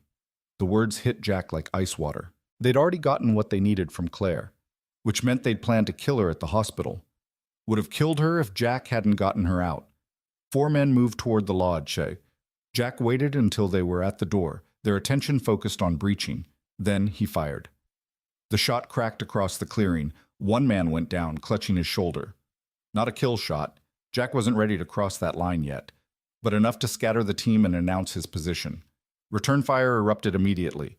Bullets tore through the log he was hiding behind, sending splinters flying. Jack rolled to the side and came up firing again, forcing them to take cover. "Flank him," someone shouted. "Left side, through the trees." Jack was already moving, falling back deeper into the forest. The snow was deep here, slowing him down, leaving obvious tracks. But it also muffled sound and provided cover. He could hear the men pursuing, crashing through the undergrowth behind him. He'd bought maybe 3 minutes, enough time for Claire and Sarah to escape through the root cellar's exterior entrance and make it to Sarah's SUV. If they were smart, if they moved fast, they could be gone before the team realized the lodge was empty. A bullet whined past Jack's head, close enough that he felt the displacement of air. He dove behind a tree and returned fire blindly, then kept moving. His lungs burned. His legs ached. He was a firefighter, not a soldier, and he was badly outmatched. Something hit him from the side, a tackle that drove him into the snow. Jack lost his grip on the rifle and found himself grappling with one of the operators, a younger man with cold eyes and quick hands. They rolled through the snow, fighting for position. Jack got an elbow into the man's throat and bought himself space. He scrambled for the rifle, but the operator recovered faster and kicked it away. Then he was on Jack again, and this time there was a knife. The blade came down in a silver arc. Jack caught the man's wrist, but the operator was stronger, younger, trained for this. The knife descended slowly despite Jack's resistance, the point aimed at his throat. "This is it," Jack thought with strange clarity. "This is how I die." In the snow, in the mountains, never knowing if Claire was really Emily, never seeing Maddie again, never. The gunshot was deafening. The operator jerked and fell sideways, blood blooming on his shoulder. Jack looked up to see Claire standing 20 feet away, Sarah's service weapon. Had she been carrying? Held in shaking hands. "Get away from him!" Claire's voice was high and sharp. "Get away, or I'll kill you!" The operator raised his hands and backed away slowly. More men were converging through the trees, but they'd stopped advancing when Claire fired. Nobody wanted to die for a paycheck. Jack got to his feet, his heart hammering. "I told you to run." "And I don't take orders well." Claire kept the gun trained on the operator. Sarah got the SUV started. "We're leaving. All of us. Now." "Miss Mitchell, or should I say Mrs. Turner." The silver-haired man had followed his team into the forest and now stood at the edge of the clearing, hands in his coat pockets, looking remarkably unconcerned about the gun pointed in his general direction. "You've caused us considerable trouble, but it's over now. Come with us quietly, and we'll ensure your husband and child are protected." "My husband is dead," Jack said coldly, "and you're not getting near my daughter." "Not that daughter, Mrs. Turner's other child, the one she was carrying when we began the procedure." The man smiled, and it was the cruelest expression Jack had ever seen. "Did she not mention it?" "She was 8 weeks pregnant. We preserved the fetus during the neural remapping. The child is in a facility under our care, 3 years old now, healthy, waiting for her mother." The world stopped. Claire made a sound like an animal in pain. The gun wavered in her hands. Jack couldn't breathe, couldn't think past the roaring in his ears. Emily had been pregnant. They'd had another child, and he'd never known. And she was alive, and these monsters had her. You're lying, Claire whispered. I'm not. And you know it. Some part of you remembers, doesn't it? The morning sickness, the secret you were keeping, the joy you felt knowing you were going to be a mother again. The man took a step closer. We can take you to her. Let you hold your daughter. All you have to do is come with us. Finish what you started. Don't listen to him. Jack moved to Claire's side, his hand finding hers. He's manipulating you, even if there is a child. There is. The certainty in Claire's voice made Jack's heart crack. I don't remember it clearly, but I feel it. Empty, like something was taken from me that I can't name. She looked at Jack with tears streaming down her face. What if he's telling the truth? What if I have a daughter out there? Then we find her, but not by surrendering to the people who stole your life. Jack squeezed her hand. Emily wouldn't give up, and neither will you. Something shifted in Claire's expression. Steel replacing fear. She turned back to the silver-haired man and raised the gun with steady hands. If I have a daughter, I'll find her myself. And when I do, I'm going to make you pay for every second you kept her from me. Her voice was cold and clear and absolutely certain. Back away. Now. Or I start shooting. The man studied her for a long moment. Then he smiled again, that same cruel smile. You've remembered who you are. Good. That makes this more interesting. He gestured to his team. Let them go. Sir? One of the operators protested. Let them go. The man's eyes never left Claire's face. Mrs. Turner has proven herself worthy of the hunt. And now that she knows what we have, she'll come to us eventually. They always do. The operators backed away slowly, weapons lowered but not holstered. Jack grabbed his rifle from the snow and kept it trained on them as he and Claire retreated through the trees. His mind was racing, trying to process everything that had just happened. They reached the clearing where Sarah had the SUV running. Claire climbed in without a word, her face blank with shock. Jack got in beside her and Sarah gunned the engine before he even had his door closed. They tore down the access road, fishtailing on the snow, expecting at any moment to hear the sound of pursuit. But the black SUVs stayed where they were. True to the silver-haired man's word, they were letting them go. Because why chase them when Claire would come back on her own? They drove in silence for 10 minutes before Sarah finally spoke. Is it true? Was Emily pregnant? I don't know. Jack's voice sounded hollow. She never told me. But if she volunteered for that program knowing she was carrying our child, he couldn't finish. The betrayal cut too deep. She did it to protect Maddie, Claire said quietly. She was staring out the window at the passing trees, but Jack knew she wasn't really seeing them. I can feel it. The decision. The fear. She knew the people after Sarah's family wouldn't stop, knew they'd eventually find a way to get to Maddie, so she made herself the target, drew them away by becoming someone else. And got pregnant in the process? Jack's hands clenched into fists. How does that timeline even work? The procedure took months, Sarah said. They didn't do everything at once. First was the facial reconstruction, then the psychological conditioning, then the memory work. If Emily was newly pregnant when she started, she could have been 4 or 5 months along before they finished. And they just took the baby.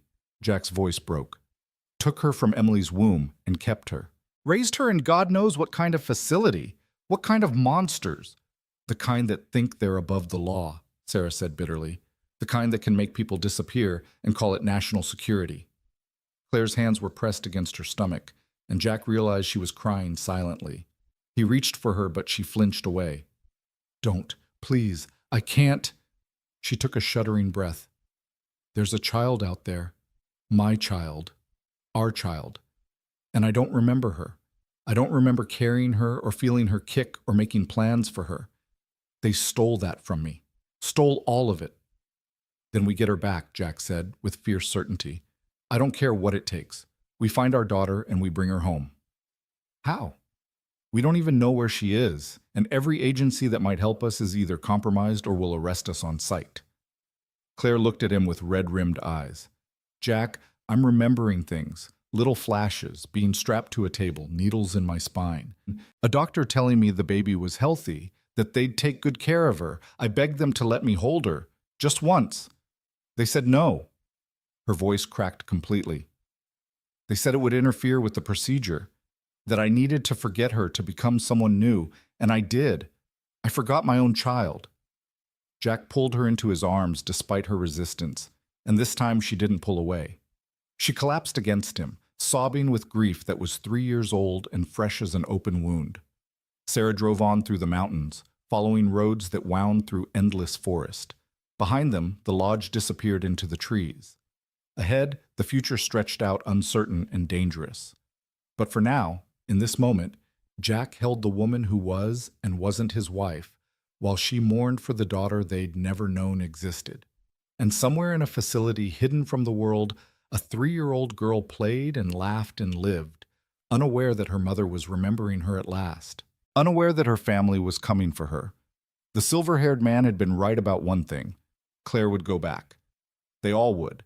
Not because they were caught or outmaneuvered, but because family was worth any risk, worth any sacrifice. Emily Turner had proven that 3 years ago when she'd volunteered to die. Now it was Jack and Claire's turn to prove it, to walk into the darkness willingly, knowing they might not come out. But they'd bring their daughter home, or die trying. They drove until the gas tank showed empty and Sarah's hands were shaking too badly to grip the wheel. A small town materialized out of the Montana wilderness like something from another era. Population maybe 300, one gas station, a diner with a broken neon sign. The kind of place where strangers were noticed, but questions weren't asked if you paid cash. Sarah pulled into the gas station and killed the engine. For a long moment, none of them moved. They sat in the SUV watching snow begin to fall again, each lost in their own thoughts, their own horror at what they'd learned. Finally, Jack spoke. "We need a plan. We can't just drive in circles until they find us again." "There is no plan." Claire's voice was flat, emptied out. "They have my daughter. They'll keep using her as leverage until I surrender." "Then we take away their leverage." Jack turned in his seat to face her. "We find out where they're keeping her and we get her out." "How?" "We don't have resources. We don't have allies. We don't even know who we're fighting." Claire pressed her palms against her eyes. "That man at the lodge? He had military contractors, government access, the ability to track us anywhere. We're 3 people in a stolen car. What chance do we have?" "The chance that we're willing to die for this, and they're just doing a job." Jack's voice was hard. "That has to count for something." Sarah had been silent since they left the mountains, but now she cleared her throat. "There might be someone who can help.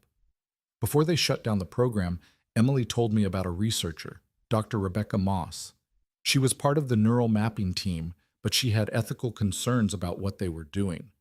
Emily said Dr. Moss was documenting everything, procedures, patient outcomes, locations, building a case to expose the whole operation. "And they didn't kill her?" Claire asked. "Maybe they tried. Maybe she went into hiding. But if she's still alive, she'd have information. Names, facilities, records of what happened to you." Sarah pulled out her phone, hesitated. "I can try to find her, but the moment I search for her name, we're exposed again." Jack thought for a moment. "Do it. We're already exposed. They tracked you here. They know we're together. Hiding at this point is useless.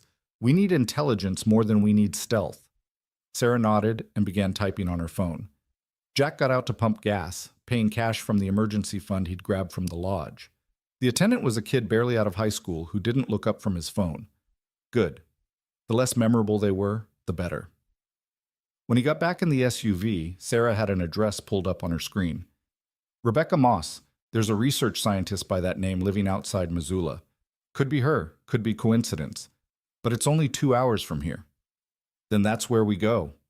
Jack met Claire's eyes in the rearview mirror. She looked devastated, but there was steel underneath the grief now. The same steel Emily had always had when it mattered most. "We find Dr. Moss. We get answers. And then we get our daughter." The drive to Missoula passed in tense silence. Claire had moved to the back seat and curled up against the window, her eyes closed but her breathing pattern wrong for sleep. Sarah kept checking the mirrors, jumping at every vehicle that appeared behind them. Jack rode shotgun with Michael's rifle across his lap, watching the landscape roll past and trying not to think about all the ways this could go wrong. They were betting everything on a scientist who might not be the right person, might not want to help, might already be dead. They were walking into another potential trap with no backup and dwindling options. And somewhere in the background, Maddie was still with Carol Wade, probably terrified that her father had abandoned her the same way her mother had. The guilt was crushing, but Jack kept moving forward because stopping meant giving up, and he'd never learned how to do that. Dr. Rebecca Moss lived in a small house on the outskirts of Missoula, backed up against national forest land. The property was surrounded by a privacy fence topped with cameras, and Jack spotted at least 2 motion sensors before they even reached the gate. Someone who valued security. That was either very good or very bad. Sarah pulled up to the intercom and pressed the button. For a long moment, nothing happened. Then a woman's voice crackled through the speaker, sharp with suspicion. "Who are you and what do you want?" "Dr. Moss? My name is Sarah Walsh. My sister was Emily Turner. She was part of the Prometheus program." "Static? Then, that program doesn't exist." "Yes, it does. And you know it does because you documented everything they did, including what they did to my sister." Sarah's voice cracked. "Please, we need your help. Emily's here. She's alive, but she doesn't remember who she is. And they have her daughter." More silence. Jack could feel time stretching out, could imagine armed men converging on this location even now. Then the gate buzzed open.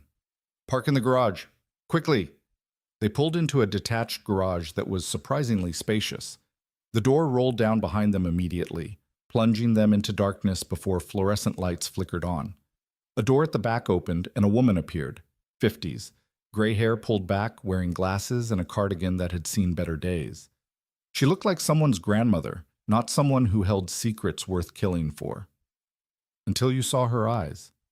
Those were the eyes of someone who'd seen terrible things and decided to fight back. "Inside. Now."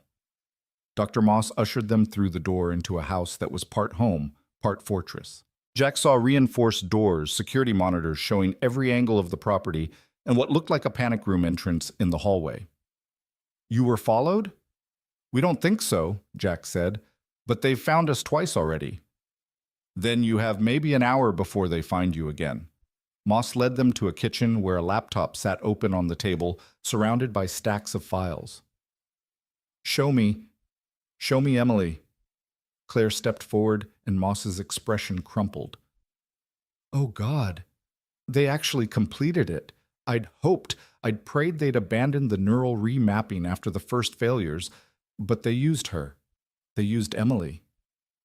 "You know her?" Claire's voice was small. "I knew her 3 years ago.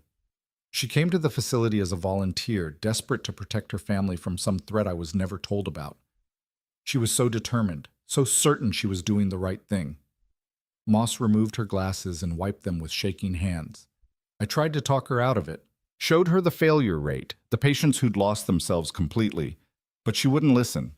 Said her daughter was worth any risk." Jack's chest felt tight. Both daughters. "She was pregnant." "I know. She told me in confidence, made me promise not to record it in her file. She was afraid if they knew about the pregnancy, they'd use the baby as leverage." Moss looked at him with profound sadness. "I'm sorry. I should have done more. Should have refused to participate. But I told myself I could protect her from the inside, could make sure the procedure went well. Instead, I watched her die by degrees. Watched Emily Turner disappear, and this broken shadow take her place." "I'm not broken." Claire's voice was stronger now. "I'm here. I'm fighting. That has to count for something." "It counts for everything." Moss moved to the laptop and began pulling up files. "You escaped from the Sacramento facility 4 months ago. Fire in the East Wing, security breach, 3 subjects unaccounted for.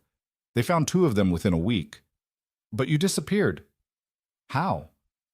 "I don't remember clearly. Just running, stealing cars, moving constantly." Claire moved closer to look at the screen. "They kept me in a white room, fed me through a slot, took blood samples every day. Monitoring your neural patterns. The remapping process isn't stable. Memories resurface, old personality traits bleed through. They were probably trying to determine if you needed additional conditioning." Moss pulled up a schematic. "This is the Sacramento facility. It's where they keep failed subjects and anyone waiting for additional procedures. High security, but not impenetrable." Jack leaned over her shoulder. "That's where they'd keep the child?" "Most likely. The Prometheus program had a secondary objective, creating next-generation subjects using genetic material from successful remappings. If Emily's child survived the extraction, she'd be kept there for observation and eventual conditioning. The clinical language made Jack's stomach turn. She's 3 years old. They're conditioning a 3-year-old? They're preparing her for eventual integration into a new identity. It's monstrous, but from their perspective, it's efficiency. Moss's expression was grim. The program director, Dr. Marcus Vance, the silver-haired man you encountered, he believes that identity is just software that can be rewritten, that human consciousness is malleable. The children raised in the program from birth would be perfect blank slates. He's insane, Sarah whispered. He's a true believer, and he has powerful backers, military contractors, intelligence agencies, politicians who see the strategic value in being able to completely replace enemy assets or create deep cover operatives who believe their own legends. Moss pulled up more files. I've been documenting everything for 3 years, waiting for the right moment to expose this. But every journalist I contact ends up dead or discredited. Every law enforcement official I approach suddenly loses interest. Vance has protected this program with every resource at his disposal. Then we don't expose it, Jack said. We destroy it. We get Claire's daughter out and we burn that facility to the ground. Moss studied him. You understand that's a suicide mission? That facility has armed guards, multiple security checkpoints, fail-safes designed to prevent exactly what you're proposing? I don't care. And you? Moss looked at Claire. You don't remember your daughter, don't remember being a mother. Are you willing to die for a child you can't recall? Claire was quiet for a long moment. When she spoke, her voice was steady. I don't need to remember her to know she's mine. I can feel it. This emptiness inside me, like something vital was torn away. That's my daughter, my family. She looked at Jack. Our family. And I'm not letting them keep her. Something passed between them in that moment. Understanding, commitment, maybe even love. Not the love Jack had shared with Emily, but something new. Something forged in crisis and shared purpose. Moss nodded slowly. Then we'll need a plan. And we'll need help. I thought you said every contact you had was compromised, Sarah said. Every official contact. But there are people inside the program who've been waiting for someone brave or crazy enough to make a move. Technicians who keep the systems running. Guards who follow orders but hate what they're doing. A few researchers like me who stayed because leaving meant abandoning the subjects. Moss began typing rapidly. If I reach out to them, if I tell them someone's actually going to try to shut this down, some of them will help. Over the next 2 hours, Moss worked her network. Phone calls made on burner phones, encrypted messages sent through secure channels, favors called in from people Jack would never meet. Slowly, a plan took shape. Not a good plan. There was no such thing in this situation, but a plan with at least a slim chance of success. They'd need to get inside the facility, which meant someone had to surrender. Claire was the obvious choice, but Jack refused to use her as bait. Instead, he'd turn himself in, claim he'd kidnapped Claire, and was willing to trade information about her location for leniency. It was thin, but Vance wanted Claire badly enough that he might take the bait. Once inside, Jack would disable the security systems with help from Moss's contacts on the inside. Sarah would create a diversion at the main entrance, drawing guards away from the residential wing where the children were kept. And Claire, with Moss guiding her remotely, would infiltrate through a maintenance entrance and find their daughter. It won't work, Claire said flatly when Moss finished outlining the plan. There are too many variables, too many things that can go wrong. Yes, Moss agreed, but it's the best option we have. And every day we wait, Vance gets closer to finding you. Better to act now while we have the element of surprise. Jack looked at Claire. Your call. She's your daughter. If you're not ready, I'll never be ready, but I'm willing. Claire's hand found his and squeezed. We do this together, all the way to the end. They spent the rest of the day preparing. Moss provided equipment, wire cutters, lockpicks, communication devices, weapons for those who knew how to use them. She showed them blueprints until Jack could navigate the facility in his sleep. She drilled them on security procedures and guard rotations and exactly where the children's wing was located. And she showed Claire a photo. This is your daughter. Her designation in the system is Subject 47, but Emily called her Hope. She wanted her named Hope. The photo showed a small girl with dark curls in Jack's eyes, playing with blocks in a sterile white room. She looked healthy, well cared for, and completely alone. No other children, no toys except the blocks. Just a 3-year-old in a white room learning to be nobody. Claire stared at the photo for a long time. When she looked up, tears were streaming down her face. She has his smile. I don't remember her, but I know she has his smile. She does. Moss's voice was gentle. And if we succeed, you'll have the rest of your life to get to know her. As evening fell, they made their final preparations. Jack called Carol Wade from a burner phone and told her to take Maddie to Michael's place in Colorado, that he'd explain everything when this was over. Carol asked no questions, just promised to keep his daughter safe. It was the most anyone could ask. Sarah hugged Claire for a long time. I'm sorry for letting them take you, for not fighting harder to stop this. You did what you could. Claire pulled back. And now you're helping me finish it. That's what matters.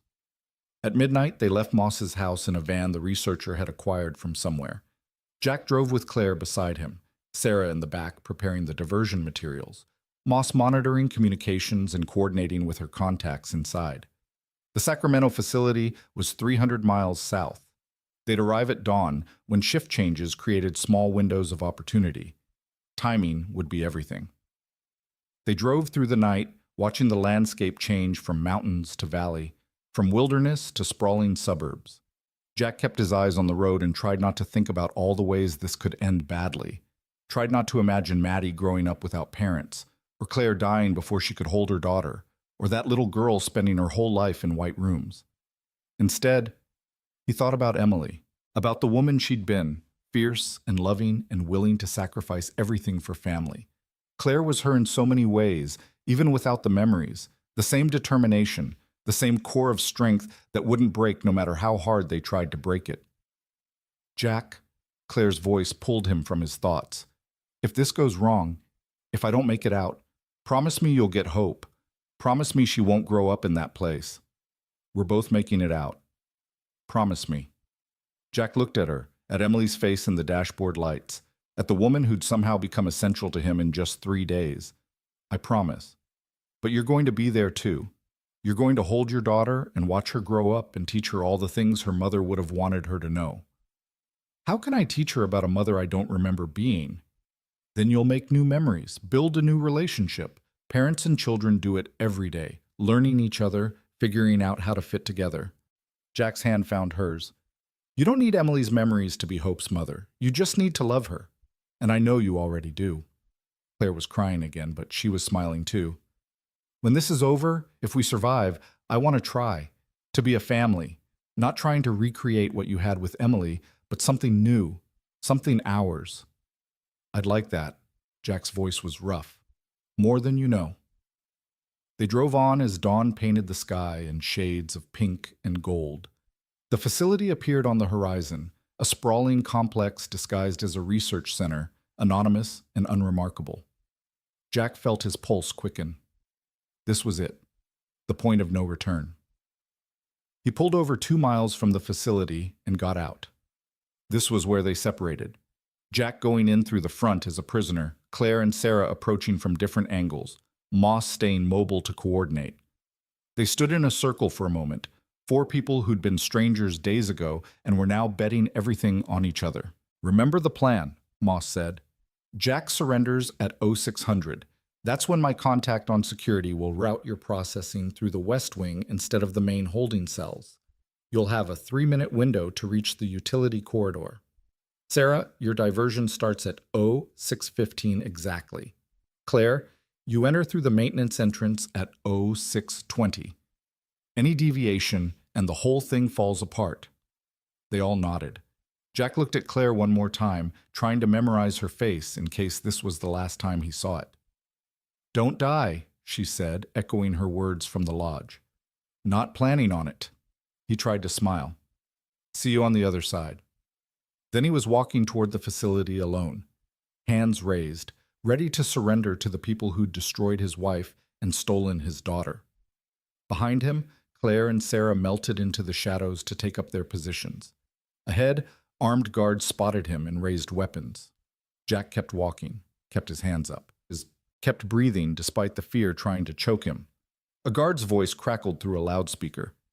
"Identify yourself and state your business." "My name is Jack Turner.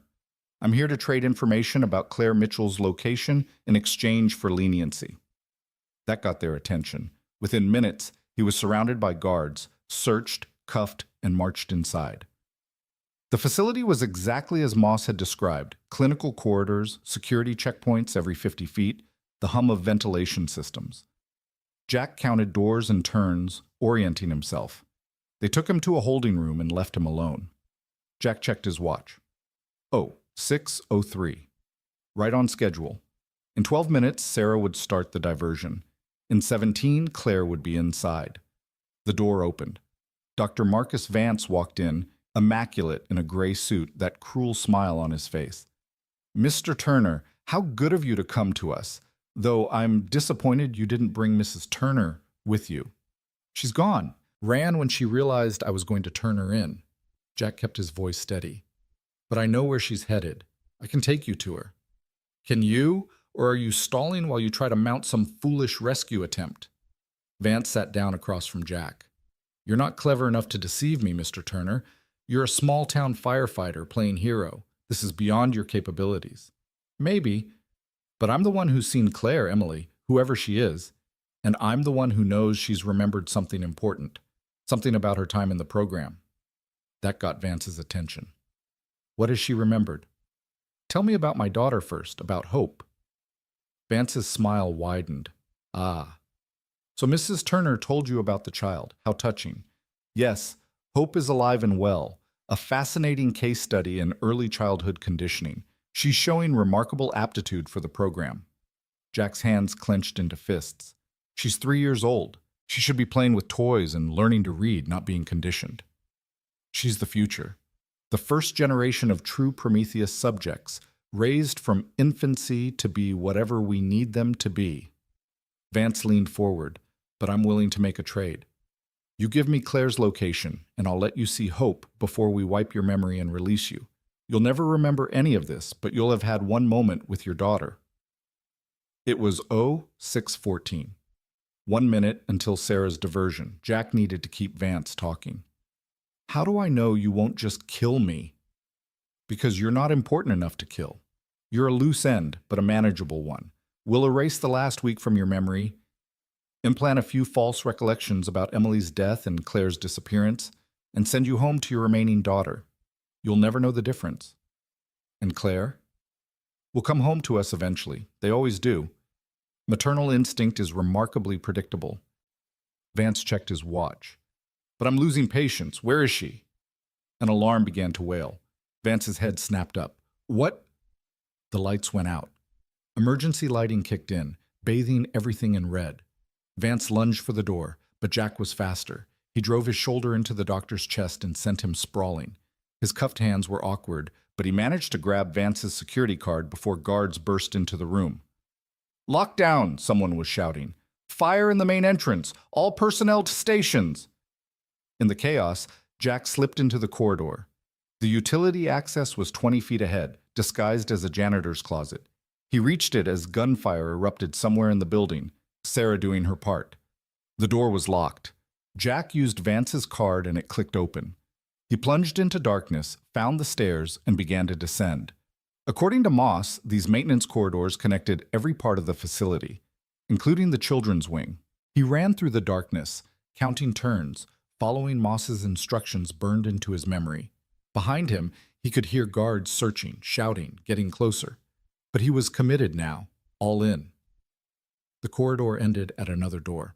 Jack used the card again and found himself in a residential hallway painted in cheerful yellows and blues, a horrible mockery of normalcy. Rooms lined both sides, each with a small window. Jack looked through windows as he ran, seeing children of various ages in various rooms, all alone, all playing quietly with minimal toys. His heart broke for every one of them. But he was looking for one specific child. Dark curls. Jack's eyes. 3 years old. He found her in the 7th room, Hope was sitting on a small bed holding a stuffed rabbit and singing to herself. The song made Jack's breath catch. You Are My Sunshine. Emily's song, the one she used to sing to Maddie every night. The door was locked. Jack fumbled with the card reader, his hands shaking. It beeped red. Wrong clearance level. He tried again, red again. No, no, no! Step away from the door.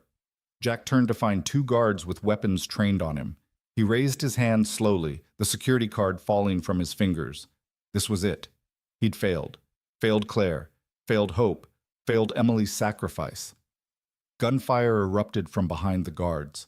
They went down, and Claire was there, Moss's pistol in her hands, her face set with fierce determination.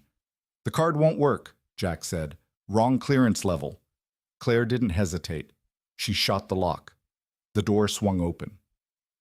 Hope looked up, startled by the noise. She saw Claire, and her face lit up with the kind of recognition that defied logic. Mama? Her voice was small and uncertain. You came back? Claire's face crumpled. She dropped the gun and fell to her knees, arms open. Baby, oh God, baby, yes, Mama came back. Hope ran to her. The moment they collided, the moment Hope's small arms wrapped around Claire's neck, and Claire held her daughter for the first time in 3 years, something fundamental shifted in the universe. Jack saw it happen, saw Claire's face transform, saw tears streaming down both their faces, saw a mother and daughter finding each other across an impossible distance. We have to go, Jack said gently. Guards are coming. Claire stood with Hope in her arms, the little girl clinging to her like she'd never let go. They ran back the way Claire had come, through corridors that Moss directed them through via earpiece. Behind them, the facility was in chaos, alarms screaming, guards searching, Vance somewhere shouting orders. They burst out of the maintenance entrance to find Sarah waiting with the van running. Moss was in the driver's seat. Get in, they're right behind you. They piled in and Moss floored it. Bullets sparked off the van's armored panels. She'd thought of everything. And then they were on the access road, leaving the facility behind. Jack looked back to see guards pouring out of the building, vehicles starting up for pursuit. But then something extraordinary happened. Some of the guards stopped running, some lowered their weapons. Moss's contacts, making the choice to let them escape. It wouldn't stop Vance forever, but it gave them a chance. They drove for an hour before anyone spoke. Hope had fallen asleep in Claire's arms, exhausted from the adrenaline. Claire was crying silently, her face buried in her daughter's dark curls. We did it, Sarah finally whispered. We actually did it. We got her out, Moss corrected. But Vance won't stop. He'll hunt you until... Let him hunt. Claire's voice was fierce. I remember now. Not everything, but enough. I remember being Emily. I remember choosing this. And I remember that I'd do it again to protect my family. She looked at Jack. Our family. Jack reached over and took her free hand. Where do we go from here? Anywhere but here, Moss said. I have safe houses, contacts in Canada who can provide new identities, real ones, not programmed. You'll have to disappear for a while. Maybe forever. Maddie, Jack said suddenly. I need to get Maddie. I'll arrange it. She can meet you at the Canadian border. Moss glanced in the rearview mirror. You understand you're giving up your old lives completely? Jack, you'll never be a firefighter in Silver Ridge again. Sarah, you'll have to leave your family. Claire, Emily, you'll never fully recover what you lost. I know. Claire looked at Hope sleeping peacefully, then at Jack. But we'll build something new, something they can't touch. The next weeks were a blur of motion and paranoia. They crossed into Canada using passports Moss provided. Michael brought Maddie to meet them at a cabin in British Columbia, and Jack watched his 2 daughters meet for the first time in 3 years. Maddie had stared at Hope with wonder, then at Claire with confusion, then burst into tears and hugged them both. Sarah stayed long enough to see them settled, then disappeared to protect her own family from retribution. Moss vanished into her network of whistleblowers and activists still fighting to expose the Prometheus program from the shadows. And Jack, Claire, Hope, and Maddie began the slow process of becoming a family. It wasn't easy. Claire's memories continued to resurface in fragments. Moments with baby Maddie, her wedding day, lazy Sunday mornings with Jack. But they were incomplete. like watching a movie with missing scenes. She grieved for what she'd lost while trying to build something new. Hope had nightmares at first, waking up screaming about white rooms and doctors. But with time and patience and love, she learned to be a child instead of a subject. She learned to laugh and play and trust that her mother wouldn't disappear again. Maddie struggled with having a mother who looked like Emily but wasn't quite Emily, a father who'd lied to protect her, a sister she'd never known existed. But she was resilient, and she wanted her family back badly enough to accept the complicated reality of it. And Jack learned to love Claire for who she was now, not just for the ghost of Emily she carried. Learned that sometimes second chances came in unexpected forms. Learned that family wasn't about perfect memories or uncomplicated histories, but about choosing each other every day despite the damage and trauma and impossible circumstances. 6 months after the rescue, they were living in a small town on Vancouver Island under new names. Jack worked construction. Claire taught at a local elementary school. Her love of children had survived the neural remapping. Maddie was excelling in her new school, and Hope was learning to be a regular 3-year-old, messy and loud and wonderfully alive. One evening, as the sun set over the Pacific, Jack found Claire sitting on their porch watching the girls play in the yard. She'd been crying. He could see the tear tracks, but she was smiling too. "You okay?" he asked, sitting beside her. "I am. For the first time in 3 years, I actually am." She leaned against him. "I remembered something today. Our wedding. Just flashes. My dress, your face when I walked down the aisle, the way you held me during our first dance. It hurt remembering, but it also felt like finding a piece of myself I thought was gone forever. You're healing. Slowly, but you are. We're all healing." Claire watched Hope chase Maddie through the grass, their laughter carrying on the wind.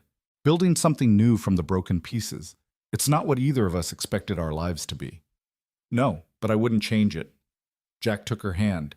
"Not if it means losing this, losing you and Hope, and having our family whole again. Even though I'm not really Emily, you're exactly who you need to be. Emily made sure of that when she chose to become you." Jack kissed her temple. "She loved us enough to sacrifice everything, and you love us enough to stay and fight for this family every day. That's more than enough." Claire turned and kissed him properly, and it felt like a promise, like a new beginning, like proof that sometimes love survived even when everything else was torn apart and rebuilt. Maddie called them for dinner. Hope ran up and grabbed Claire's hand, chattering about something wonderful and ordinary. And as they went inside together, this pieced-together, battle-scarred, absolutely perfect family, Jack felt something he hadn't felt since Emily died. He felt home. The Prometheus program would continue its hunt. Vance would never stop looking. They'd always be running, always be watching over their shoulders. But for now, in this moment, they were together. They were safe. They were a family. And that was its own kind of miracle. Outside, the sun set over the ocean, painting the sky in brilliant colors. Tomorrow would bring new challenges, new fears, new reasons to fight. But tonight, the Turner family, whatever name they wore now, would have dinner together, would laugh and talk and hold each other close, would prove that even when the powerful tried to erase you, even when they stole your face and your memories and your very identity, love found a way to survive. Because love wasn't stored in memories or faces or names. It lived in the choices you made, the people you protected, the life you built from ashes. Emily Turner had known that when she volunteered to become someone else. Claire had proven it when she fought her way back to her daughter. And Jack demonstrated it every day when he chose to love the woman she'd become. Their story wasn't over, but the worst was behind them. And ahead was life, messy and complicated and beautiful, exactly as it should be. In the kitchen, Hope laughed at something Maddie said. Claire called out that dinner was ready. And Jack Turner, once a small-town firefighter who thought he knew what loss meant, held his family close and finally understood what Emily had sacrificed everything to protect. Not just survival, but the chance to love again, the chance to be whole, the chance for hope. And in the end, that had always been worth fighting for.